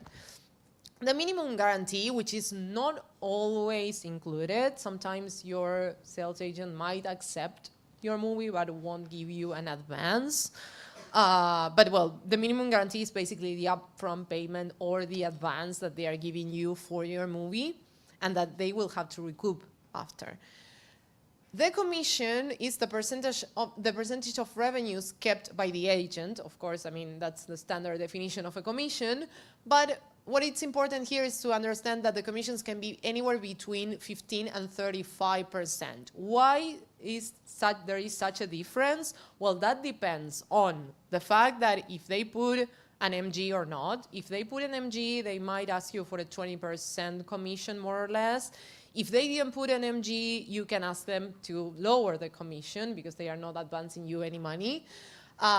If they ask for a 30 or 35% commission, that's a model that I've seen in some contracts, and it's usually related to not having advanced expenses on marketing, because there are two costs that the sales agent has to recoup on an agreement. One is the minimum guarantee, if it's there, and also another one that it's usually in all the agreements, which is the marketing expenses, the money that they will put to promote your film in markets, because the sales agent has to travel to these markets. It's not that he's gonna put all the charges on you, because they have many movies that they take to the markets, but they will do, they will do a report, they will send you a report and tell you the percentage that they are covering, with your movie from the expenses they had in a market, from the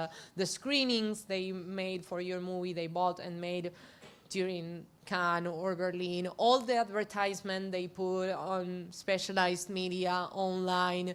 So those are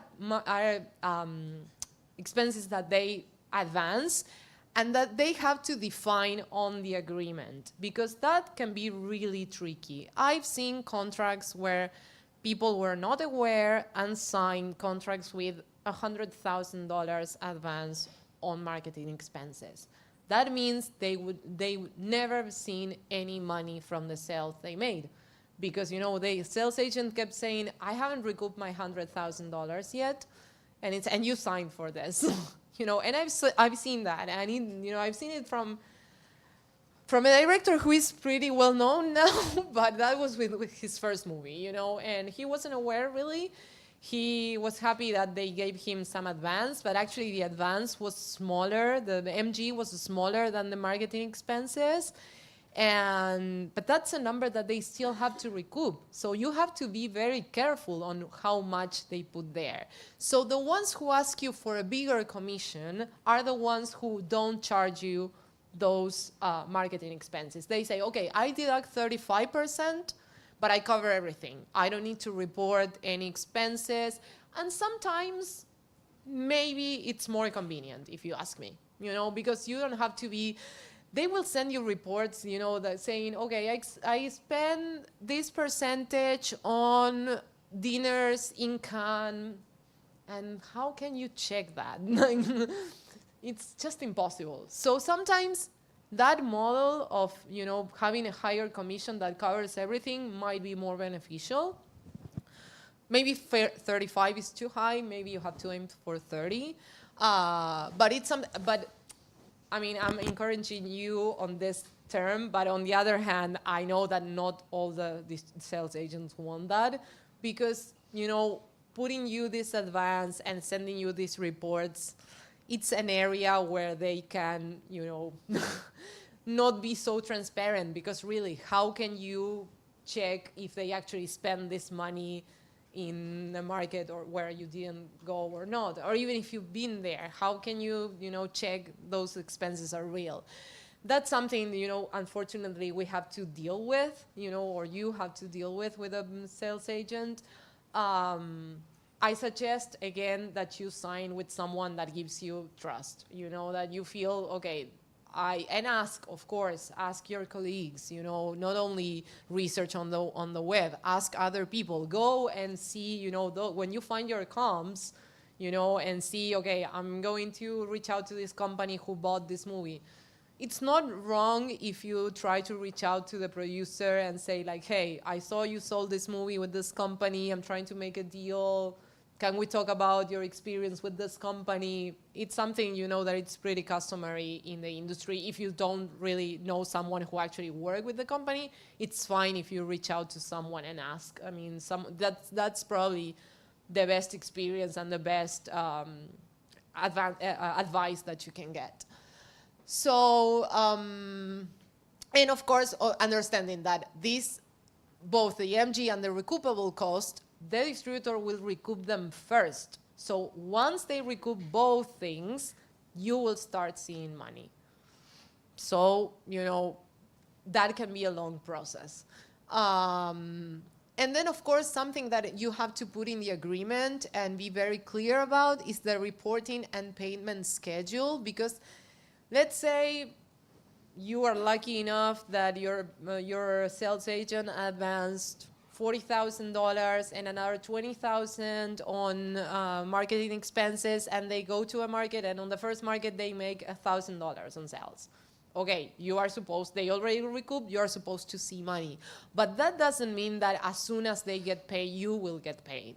They have terms, usually it's every 3 months during the first period during the first year of the contract.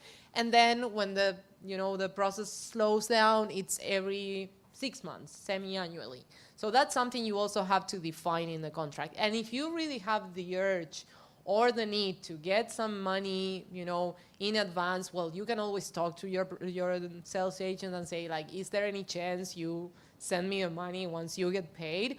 But what is customary is that they will report every 3 months, send you, okay, we made this money, we recoup this, you are entitled to get this paid, you send an invoice, and they pay you. And another thing that not all sales agents include, but in my experience, it's the best, is the sales estimate. It's a chart where they put all the prices, like the high and the lowest, the asking price, which is like what they are going to ask for your movie in a certain territory, and the take price, the lowest they can go before, to accept that offer. So what gives having the sales estimates also is not a science or a golden rule. It doesn't mean that if they say, I'm going to sell this movie in the US for $200,000, at the end they are going to get that money, because, again, the market changes a lot. Sometimes, it happened, like, I'll give you an example. All the films that we started to pre-sell before the pandemic lost their value because of the pandemic, because they got delayed in the production, because after the pandemic, nobody wanted to go back to the theaters. And, so all the prices and expectations we had in 2019 went to hell after the pandemic. So you cannot, force your sales agent and say, hey, you promised me you would sell my movie for this money, because the market changed. So, but the sales estimate gives you an idea based on the experience of the sales agent of more or less what to expect, and also gives the sales agent a tool to have the freedom to enter contracts on your behalf. Because if you already approved that sales estimates, you are telling them, okay, if you are in between these numbers, you can close a deal, and I'm fine with that. Otherwise, if after 2 or 3 markets, they see that there are no sales between those numbers, they can ask you, okay, we are having offers below the take price. Are you okay with accepting this? Okay, then you can accept or not. I always suggest after 3 markets, just accept, because you're not going to sell it otherwise. But, just bear in mind that the sales estimates, it's a tool, for both parts. So, okay, like I said, yes, Denise. Exclusivity, that's very important. Yes. Hold on, they are going to give you a mic. It's very important to put the exclusivity in the contract, just to protect the sales agent and also the producer. Sometimes we are offering a film for a channel, and then we have the surprise to know that the producer is also offering. And so both of them, the producer and the sales agent, will lose, both of them, because the channel, they don't know who they are going to buy it, from the sales or from the producer. And so the exclusivity, it's on the terms. Yes, that's a very good observation. Thank you. I always start assuming that the contract is going to be exclusive. And that's something that I also mentioned there on your responsibilities as a producer. We're going to talk, like I said, the sales agent commits to some things, but you as a producer always have responsibilities to make this agreement work, because it's a 2-part agreement. So speaking about what the sales agent commits to, they should, promote your film in the relevant markets where they go. They should follow up and send materials to buyers. They should negotiate and sell the sales and licenses and go into every detail of every contract, like I said before. Report the sales activity, like I said, send you the reports in the terms that you agreed on the sales agreement. Handle all the invoicing and deliverables. And bear in mind that not all agents are equally active. I just heard from some producer that he was disappointed that they had a very special animated film, and he told me, and I watched that film, and I thought it had some sales potential, but they gave it to a very small company that liked it, but really didn't know how to handle it, and it was a company that really didn't have the budget to go to the big markets. So what ended up happening is that they didn't really make the sales they were expecting. So, that's something you have to discuss during the negotiations. Know where this agent is going to go with your film. And based on that, base your expectations. And if you see that your sales agent is not going to Cannes, or it's not going maybe to AFM, and you think your film is good for the American market, but your distributor is not going to a main market in the US, then maybe you have to find another distributor. And that doesn't mean, another sales agent. And that doesn't mean that the sales agent is not serious or good. Sometimes it's just that their profile, like we said before, every company has a profile that fits with our movie or not. Each of them have a profile. So some companies are more oriented to the European market, so sometimes they don't need to go, or they don't see the point in going to an American film market. But if you are expecting your film to be sold in the US, be aware that, maybe with a European smaller distributor that doesn't go to AFM, it's not the right fit. So that's something, again, not all agents are equally active. Discuss this before signing. Make sure they are in the places you want your movie to be in. And your responsibilities as a producer are important too.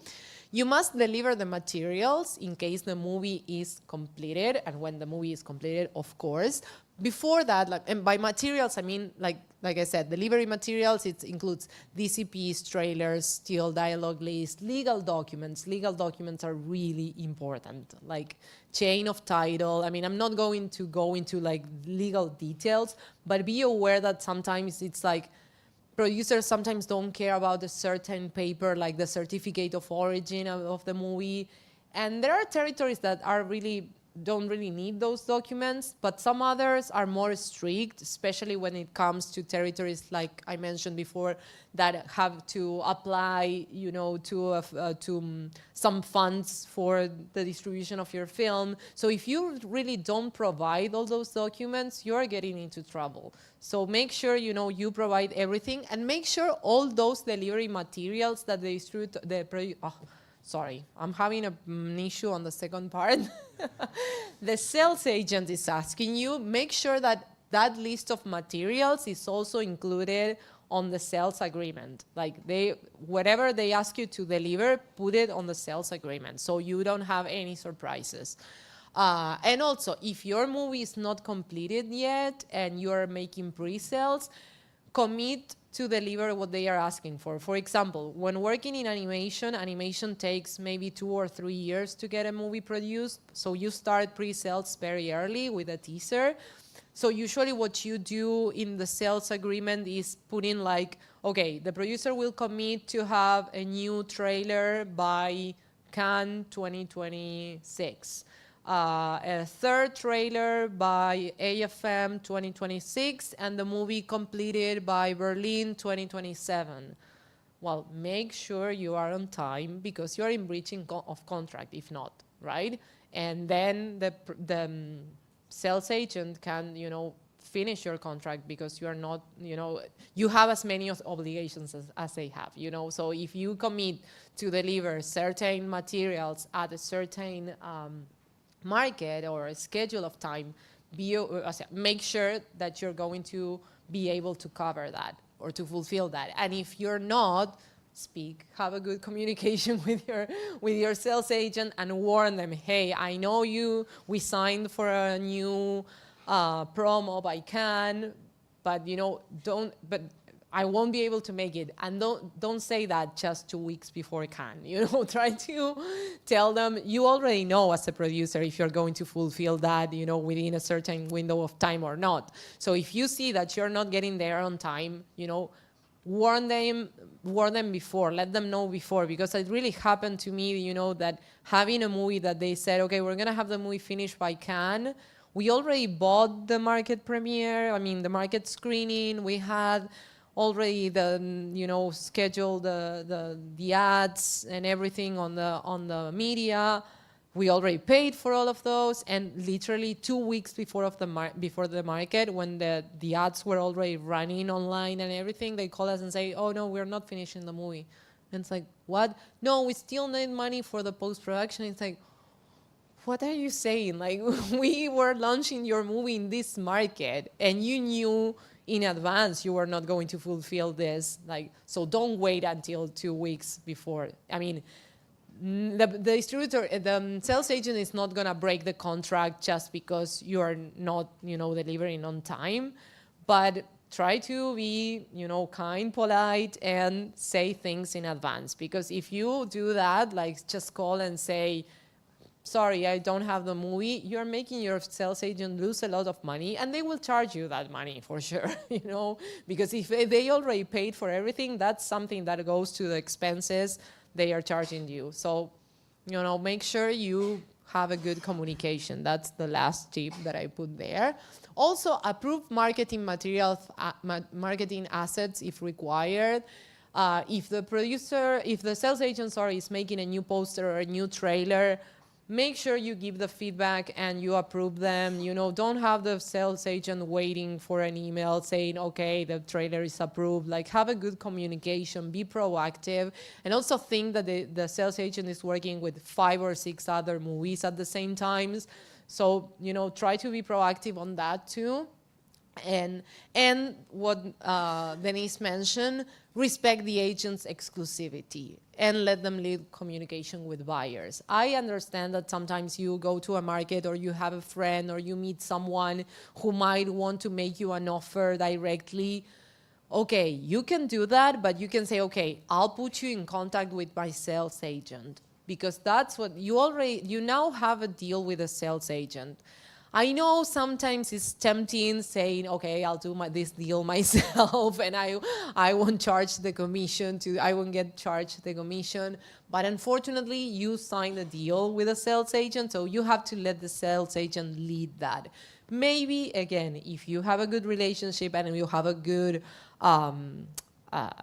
good communication, you can agree on maybe, lower the commission. But also, on the other hand, you still need the sales agent to make the deal for you. Because like I said, okay, let's say you try to make the deal yourself. You will get a 50-page agreement that you will have to read, you will have to deliver. So you will still need the sales agent. You'd rather have the sales agent and get the commission charge, instead of trying to do all this work yourself.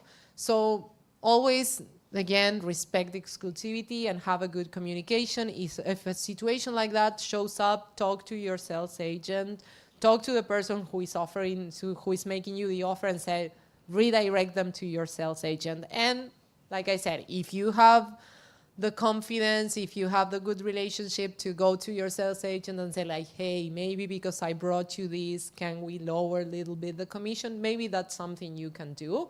But it's always based on the trust and the good communication. Well, this is also a big thing. Like, what happens after you sign a sales agency agreement? This is based on assuming that we are starting with a completed film or a film in post-production that will have its market premiere.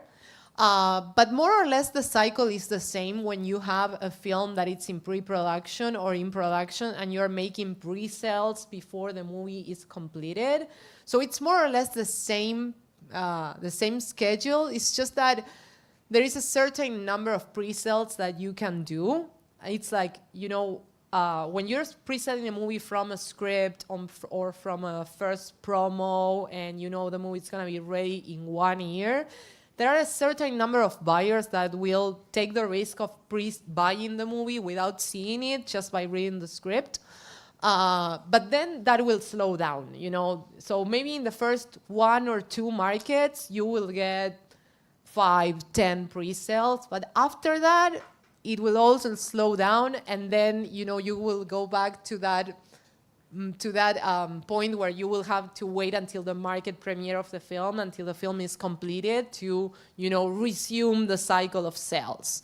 So basically, let's say in month 1 you sign a contract, so you finalize the agreement and give the exclusivity to the sales agent to sell your film. You send all the necessary materials if the movie is completed, like the delivery materials that we talked about. If the movie is not completed, you will send whatever the sales agent requested, script, trailer, anything they need to start making the pre-sales. And your agent will begin the internal planning for the first market launch. So that's also important. Will they start selling the movie? Like, we're going to talk about the markets at the end, but basically there's a schedule, a calendar for markets. So, usually distributors launch their new movies in each of those markets. The biggest companies go attend to Berlin in February, Cannes, which is the main one, and American Film Market. Cannes is May, and the American Film Market in November in Los Angeles. Those are like the three main ones. Toronto is becoming a big player. We'll talk about that later. But basically, you have to think that your movie will be you will start their cycle either in February, in May, or in November. And that also gives you an idea of when is a good time also to start approaching sales agents. Because before Cannes or before any of these markets, it's the time when they are concentrating in finding new films.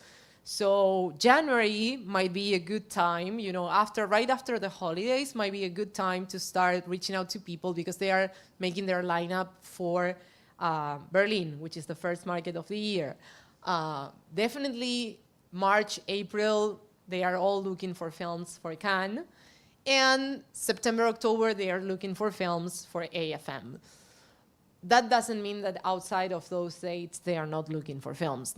Sales agents are always trying to find new films, but especially those are the times when they are especially concentrating and finding films. So that's first month. Then, within the second and third months, you will have the market debut. That's when the film will officially launch at one of these markets, often with other films. It's not that the sales agent will only have your film. They will have 5 or 6 films, more or less. If they have more than that, I wouldn't recommend the sales agent that has 10 or 12 films in their lineup because they won't take as much care as someone with less films would do. The agent will promote your movie through buyers, meetings, catalogs, in their booth with advertising, emails, screening, everything. Those are like, during the markets, those are the most active times. Buyers get all the lineups in their emails.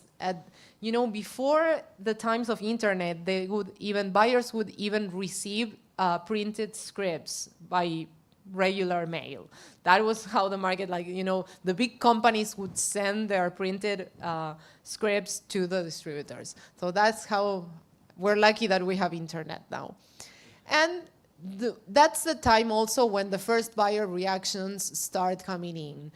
Before internet, too, before these times of technology, the markets were slower, really, if you ask me. Not slower, the other way around, I would say. They were faster because you would see a movie in a screening in a market and you would go and make an offer on that movie because you wouldn't have time. You wouldn't have the option to watch it at home or receive a screener or anything, So markets were the places where the deals were actually negotiated and signed. Now it doesn't happen anymore because there is more offer of films. The companies go to the markets with less people, so they don't have time to watch all the movies. So the period of making the deals comes usually after the market. They go to the markets, they talk to all the sales agents, they get all the links they need, and 2 or 3 months later they start making offers. So that's like between month 4 and 12, the sales cycles begins. That's when they actually start, like I said, watching the movies, making the offers. The agent has to be active in following up, sending emails, asking like, hey, did you watch the movie? Do you have any comments? Do you want to make an offer? I have another, sometimes you invent, you made up, I have another offer. Would you be interested in making an offer before we close? You have to give them some incentive, to watch the movies and give you feedback. They make all the negotiations. You have to be aware that some territories might license quickly and others might require more time or wait for a festival selection or for box office results in other territories or for reviews.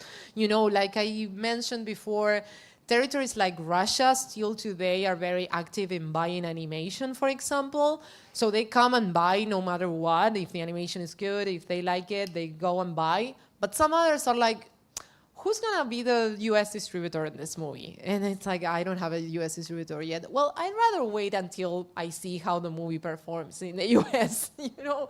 And that might not happen, you know, because maybe like I said, it's very difficult to sell animation, or some other, just put it, you know, to any other genre. You know, if the movie is not sold in the US and you have people telling you, I'll wait until I see the US results, it's difficult. So you have to convince them with other territories and say like, hey, it did very well in France, it did very well in Russia, you know, but that's also a condition you usually hear from buyers. And then within the first year, the 12 months and 18 months, it's when you start seeing the reports. You know, we said, okay, every 3 months, but you actually start seeing some money after a year, really, you know. So if deals were signed, this is when your payments might start showing up. The agent will deduct first, like I said, maybe during the first period, they already made some sales, but they have to collect their recoupable costs, and then will start paying you. So usually that, if there is any revenue, it will come within a year and a half. And then there's the long tail of smaller deals after the 2 years and 5 years. Like the first 2 years are the more active, the most active, where you know you sell the movie to theatrical distributors. It gets released in theaters. It gets released worldwide in a platform. But what about all of those, you know, those territories where your movie wasn't sold? Well, maybe, you know, you can still sell them on a smaller deal, a package deal for free TV, and that might happen after 2 or 3 or even 5 years. So those are still valuable. It's less intense, but it's still valuable. So a very important note, international sales take time, and revenue may not come quickly. So communication, trust, and patience are key. Let's go to almost the ending. Where do the films get sold? Now we're actually going to talk about the markets, right? So, hold on. A question for all of you. Have you ever attended or pitched a project at an international film market? There. Tell me, where did you go? Cannes. AFM. MIFA, nice. What else? Sorry. That, you know, that means that I don't have experience in documentaries. I'm sorry. I mean, I do, but very small. Anyone else? Cannes? Berlin, okay. Ventana Sur, of course. Thank you. Sao Paulo, of course. Great. Well, so just in one word, how would you describe the experience? Was it good? Was it intense? Intense. Was it positive overall? Okay, good.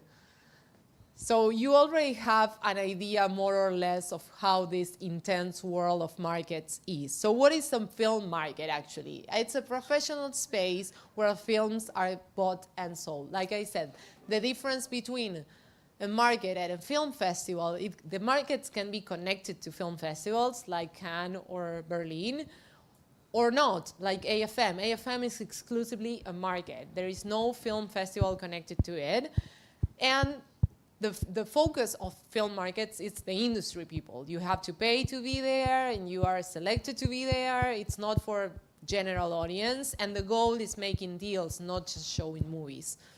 So who attends film markets? Well, sales agents, distributors, streamers, buyers, producers, and film commissions. That's also important. And markets can include screenings of finished films, promos, work in progress, pitch forums, networking events. Anything can happen in a market. I mean, there are lots of things going on, you know, network. And when we talk about networking events, we talk about a lot about having drinks with people, because you can also make good relationships and good connections by having drinks. Just try not to have too many drinks. Just, you know, but it's part of going to a market, having drinks and making, you know, chit-chatting around with people. It's part of your networking. So the key markets, which are they? Okay, so like I mentioned, I will start by, well, I'll try to go in order of the calendar. So like I said, the first one is EFM, the European Film Market, which is connected to Berlinale, the film festival of Berlin.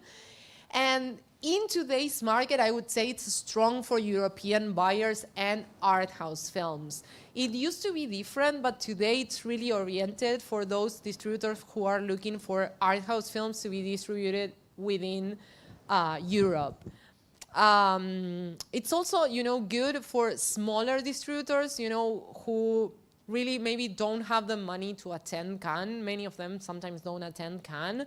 But they go to EFM because Berlin is less expensive than Cannes, and they know they will find all of these smaller companies that have strong art house titles. So that's why, you know, EFM is really more oriented these days for European films. That doesn't mean that American companies don't go or that Latin American films can't be sold. They can.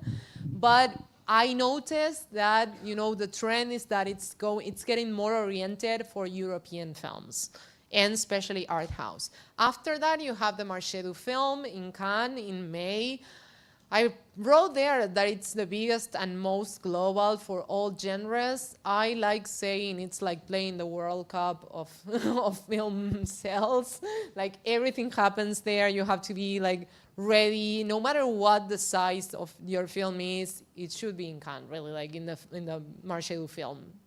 Those, like everything happens there, and all serious distributors go to Cannes. Then you have smaller and more oriented to particular things markets like MIFA at Annecy. MIFA happens in June, and it's specifically for animation. So that's why I told you, if you have an animation and your sales agent doesn't go to MIFA, maybe it's not the right sales agent. It's special for that, and it's special for projects of all kinds. Like all animations should go to Annecy, really. Then you have Toronto, which happens in September. And Toronto really isn't a market yet. They will actually start and launch their market officially next year. So far, they had what they call TIFF industry, like a section, an area dedicated for the industry where people could go and meet with some buyers there. But unofficially, there was really a market happening in Toronto, because Toronto is the showcase for the films that will go later to the Oscars. So especially like the independent ones that will go later to the Oscars. So really, if you have your world premiere, and many films have their world premiere in Toronto. Toronto is really the most important festivals in terms of industry for North America, not even Sundance. So, you know, there was like unofficially, all the sales agents were going there and maybe renting an apartment to have a temporary office and sell these movies, because, like I said, most of those movies are the ones that end up being Oscar nominees. So that's why, you know, the organizers of Toronto realized, you know, we have to do something with this. We're missing an opportunity here. We need to actually build a market. And that's going to launch next year. But so far, even without the market, lots of sales agents and lots of distributors go to Toronto in September. And that's also what it's taking away, stealing some of the audience and the attendance from AFM, because AFM is in November. But like I said, AFM is only an industry event. The American film market in Los Angeles, last year it was in Vegas, but now it's going to be in Los Angeles again. That's only an industry event. So that's why and it's very expensive. Truly, you know, going to Los Angeles is really expensive. It's really far. Like, it's very far. If you're coming from Europe, it's very far to get, to Los Angeles. So lots of European distributors were not were tired to go to AFM. So that's why they were starting to go to Toronto, which was closer and less expensive. And there's kind of a fight in between these two. I believe the two will survive, but Toronto will definitely have more power, and maybe over the years we will see AFM fading out. But it's still a big market, an important market, and if you have a film that it's oriented for an American audience, you should be there for sure. But like I wrote there, there is very few art house. It's really more for commercial titles, commercial-driven titles with big cast. So maybe it's not the right market for a Latin American movie, That's November. Oh, and I skipped Film Art. Sorry, Film Art is in March, and it's the biggest market in Asia. It takes place in Hong Kong. So if you have a movie that you think has the potential to sell well in all Asian countries, you should find a sales agent who has presence in Film Art. Not all of them go, but many go, especially Europeans, they go. And that's a completely different world, really, because Asia has, I've never been to Film Art, honestly. So everything I know from Film Art is about the experience of others. But what I see is that there are really lots of buyers that I don't know, really specifically from Asia.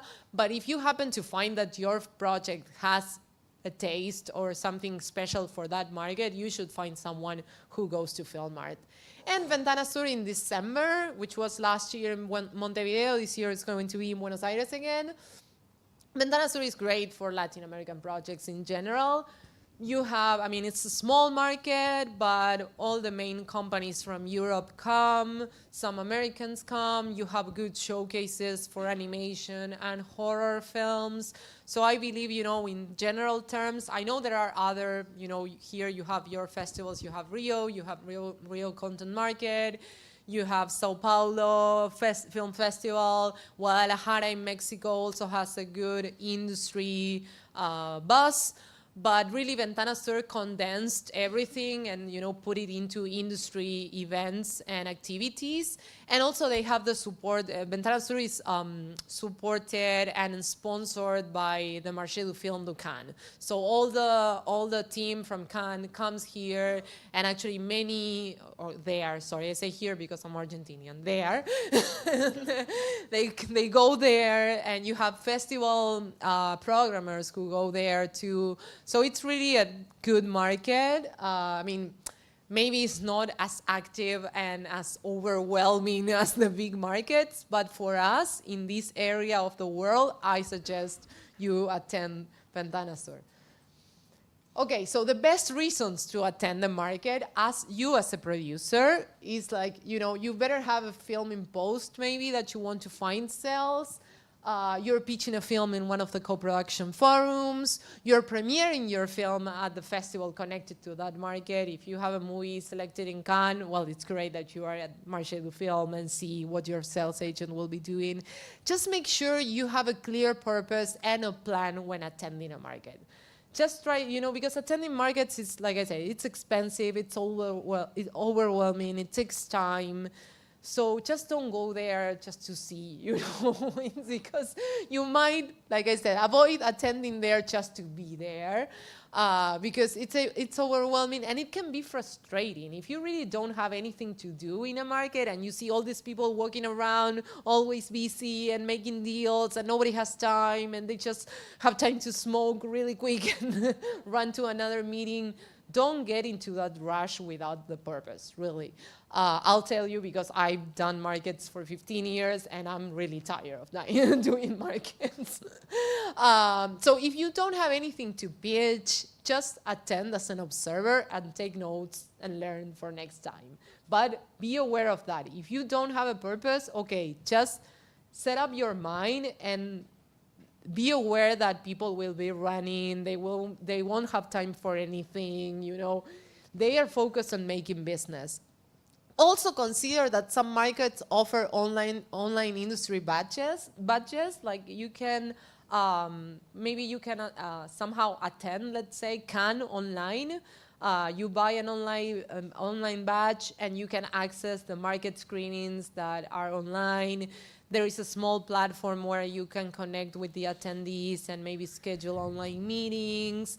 That's something that started with the pandemic, and some markets keep it. And it's always a good option if you don't really want to go there or you don't have the time or the money. Maybe you can consider, buying an online pass and seeing what's going on there. So remember, you don't have to be everywhere. You just have to be in the right place at the right time.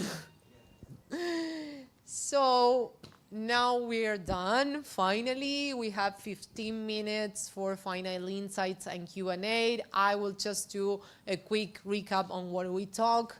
Key points to remember and things that I hope you take away with you from this workshop. International sales are a long-term strategy, not a quick win. Like I said, don't expect money from the first market your movie goes to. Your film profile determines the right partners and timing, so be very aware of what kind of film you have and who are you offering it to. Sales agents are business partners, so choose them wisely. Like really, choose someone you can trust, because also you're gonna have a long-term relationship with that person or that company. And film markets are tools, so show up prepared, have a plan, and be professional, patient, and proactive. That's a life motto, right? And some do's and don'ts. Do your research for research agents before contacting them, like I said. Keep your emails short and professional. Know your film target audience. Be realistic about timelines and expectations as well. And ask about expenses and reporting, so you don't get surprises, right? And don't mass email your screener, like I said before. Don't rely on one agent for all of your films. That's something that can happen as well. Sometimes, producers are like, okay, I already work with this company, I trust them, I will give them my next film.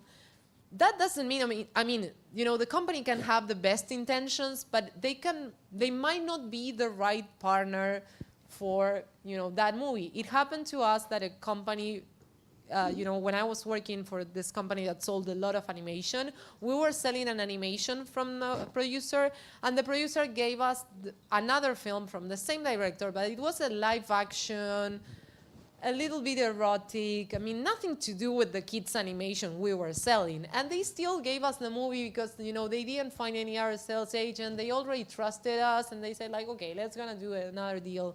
And it was a disaster for both of us, honestly.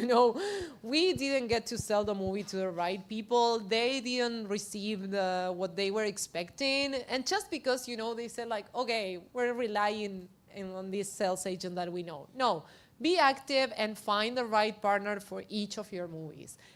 Don't pitch without knowing your film's profile. What I said before, don't go out there just saying, oh, I have this movie, I believe it's great. Yeah, why do you believe it's great? Why do you think it's gonna work in this market? Don't skip legal details in contracts. Like I said, if you need a lawyer, go and find one, but make sure you're signing things that you feel confident about. And don't assume that success equals revenue. Like I said, there are many factors before seeing, that affect you seeing any revenue. All the expenses that your sales agent has to recoup. And also when I talk about success, don't assume that because your film was premiered in Cannes, that will mean that will sell. I've seen Palm d'Ors that were not distributed in many countries. And, I remember when Nuri Bilge Ceylan, the Turkish filmmaker, won the Palme d'Or. I don't even remember which year it was, or the movie, I'm sorry. But I remember that movie, it was a very tough one for sales. And the movie ended up going to lots of festivals, but getting very few distribution outside of festivals. So don't assume that because your movie was a Cannes or Berlin selection, that means that it will be sold everywhere. So now you can ask questions. Yes, who has the mic there?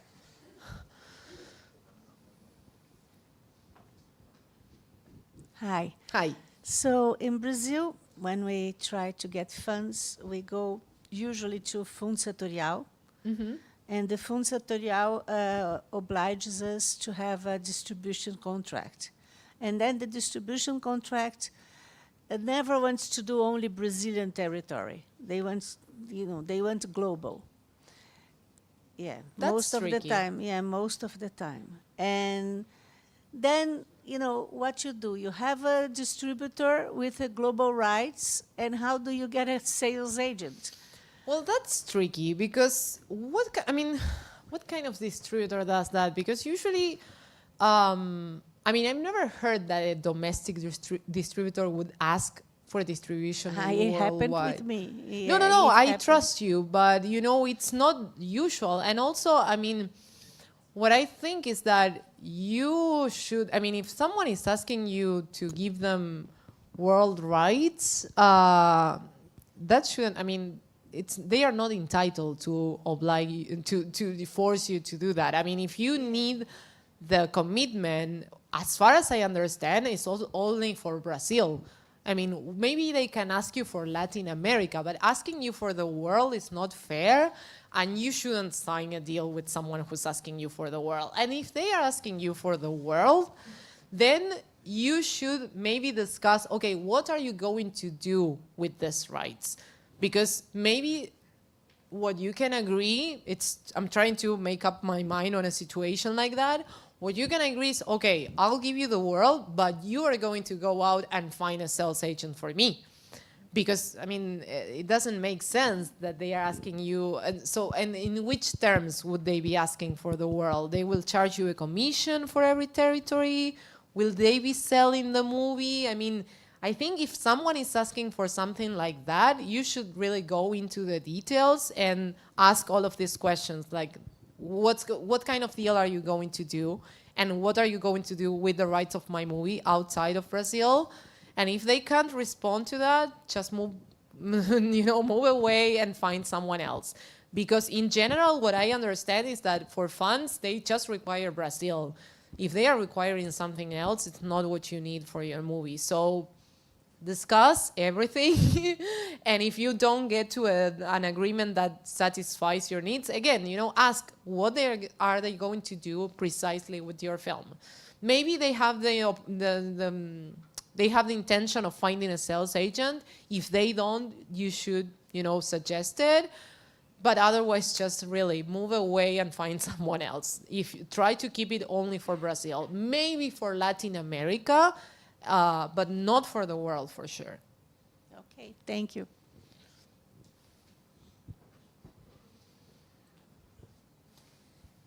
Hi, I have a question about animation, specific about preschool animation. How we search for sales agents, because usually they're not feature films; they're like a TV series. And how I can, contact. I have a preschool animation. And how does it work? I know it's a different lecture completely. Yes, but in general, like you said, there are not a lot of feature films for preschoolers. I know there are exceptions, but usually when you find an exception, it's always tied to a series. Really original preschool content in feature films, it's really risky. And very few sales agents want to take that risk. Because really, if you see the numbers worldwide, the platforms are not willing to buy those because they know that the kids pay more attention in shorter formats like series. That's why if you go into Netflix or Amazon or Disney, you find hundreds of series for preschoolers, but very few films. And if you find a film, it's probably a film about one of those series. That's more, a question of, just going out and try to reach out to all the sales agents that are specialized in animation, like the ones that do 100% animation, and try to see, ask those questions and try to see why, your movie would be sellable. What would make it different to other preschool content? Because really, it's really hard to convince a sales agent that a preschool movie is gonna work. Because of this reason, most of the parents prefer to leave their kids watching a series that it's for free on Netflix. They don't want to risk paying a ticket for, to take a kid that might start crying at the half of the movie and they will have to leave. So there are very really specific markets, like in France, for example, they still have, like, in the afternoon slots of the cinemas, they put some preschool films, but it has to be more with their culture. French are really cinephiles, and they raise their kids like that. So, in France, there is still a market for preschool films. Some countries like Belgium, the Netherlands also have space for preschool content in cinemas. But in general, I will tell you, you're gonna have a hard time finding a sales agent for a feature film only for preschoolers, because it's really a very limited target audience. Like, parents really don't want to spend 1 hour watching, animals singing. They rather take their kids to watch something more similar to, a Pixar movie that it's more familiar. So I'm not trying to, disappoint you. I'm just telling you it's pretty difficult. So I suggest you go to find the companies that are 100% for animation, like Studio 100 in Germany, Sola Media in Germany too, I think, Pink Parrot in Spain. Those companies do 100% animation. So maybe they are more open, to negotiate. But there are companies that have, a mix between commercial titles and animation, and those will definitely not go for an animation that it's so specific. Maybe the ones who are specialized in animation might be more flexible.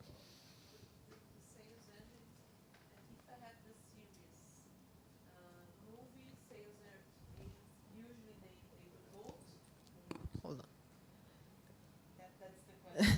Well, she's asking if the sales agents that do feature films would also sell series. No, not really. Not really, and I have that case, So what I suggest, if you have a series, you rather go and find someone who sells the series first and who specializes in selling TV content or, series that kind of serious content. And if they do well, they might be open to take the movie and sell it together with the series. But if it is two different products, no. Usually, sales agents that do films do not sell series. It's like two different markets, because there are also different markets for series. Like, you have MIPCOM, you have MIPTV. It's another world, and it's another workshop. But yeah, if you have both, I suggest you start by trying to sell the series, and if the series does well, then they will be open to take the movie. You're welcome. We have time, 2 minutes, 2 more minutes. Hello. Hello. Congrats for your presentation. It was really nice. I have a question. Like, I'm a beginner, and I was wondering about how, to going to those film festivals, film markets, to raise money to pitch first feature film. Do you think it's worth it to go to those huge markets, or is it better to go into those smaller markets like Rotterdam or something like that? Yes, I think in your case, you should really find spaces where they have events or special events, or activities to pitch where you get selected, because, just going out there and trying to pitch a movie in Cannes to someone, It might be, I mean, it's probably impossible. You can maybe pitch it to someone who is willing to, to hear you, but it's really difficult to try, to build connections and networking, from zero, from scratch, in such a big market and aggressive market, really, because people are running, they are trying to make business, they are not really open to be kind and listen to someone who is starting. So I suggest, you make, you try to make your circuit by, finding which markets have a love for, for scripts, which markets have a pitch forum where I can, submit my project and, get selected and be contained in a 10 or 12 project selection and have an audience like this that it's willing to listen to those pitch.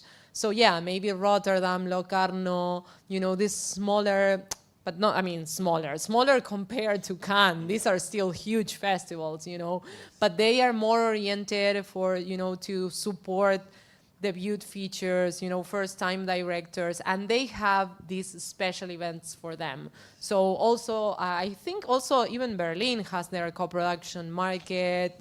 They have the World Cinema Fund. So try to look for those first, and you're gonna have a better experience, because really you might get scared if you go to Cannes without a purpose and just trying, you're gonna have a bad experience, really. I don't want to disappoint you, but you have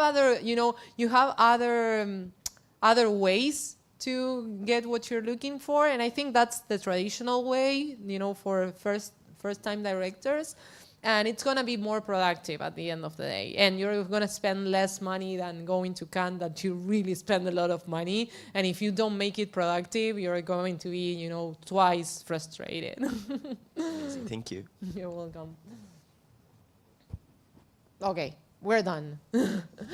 Okay, thank you. I wish I could stay longer, but thank you.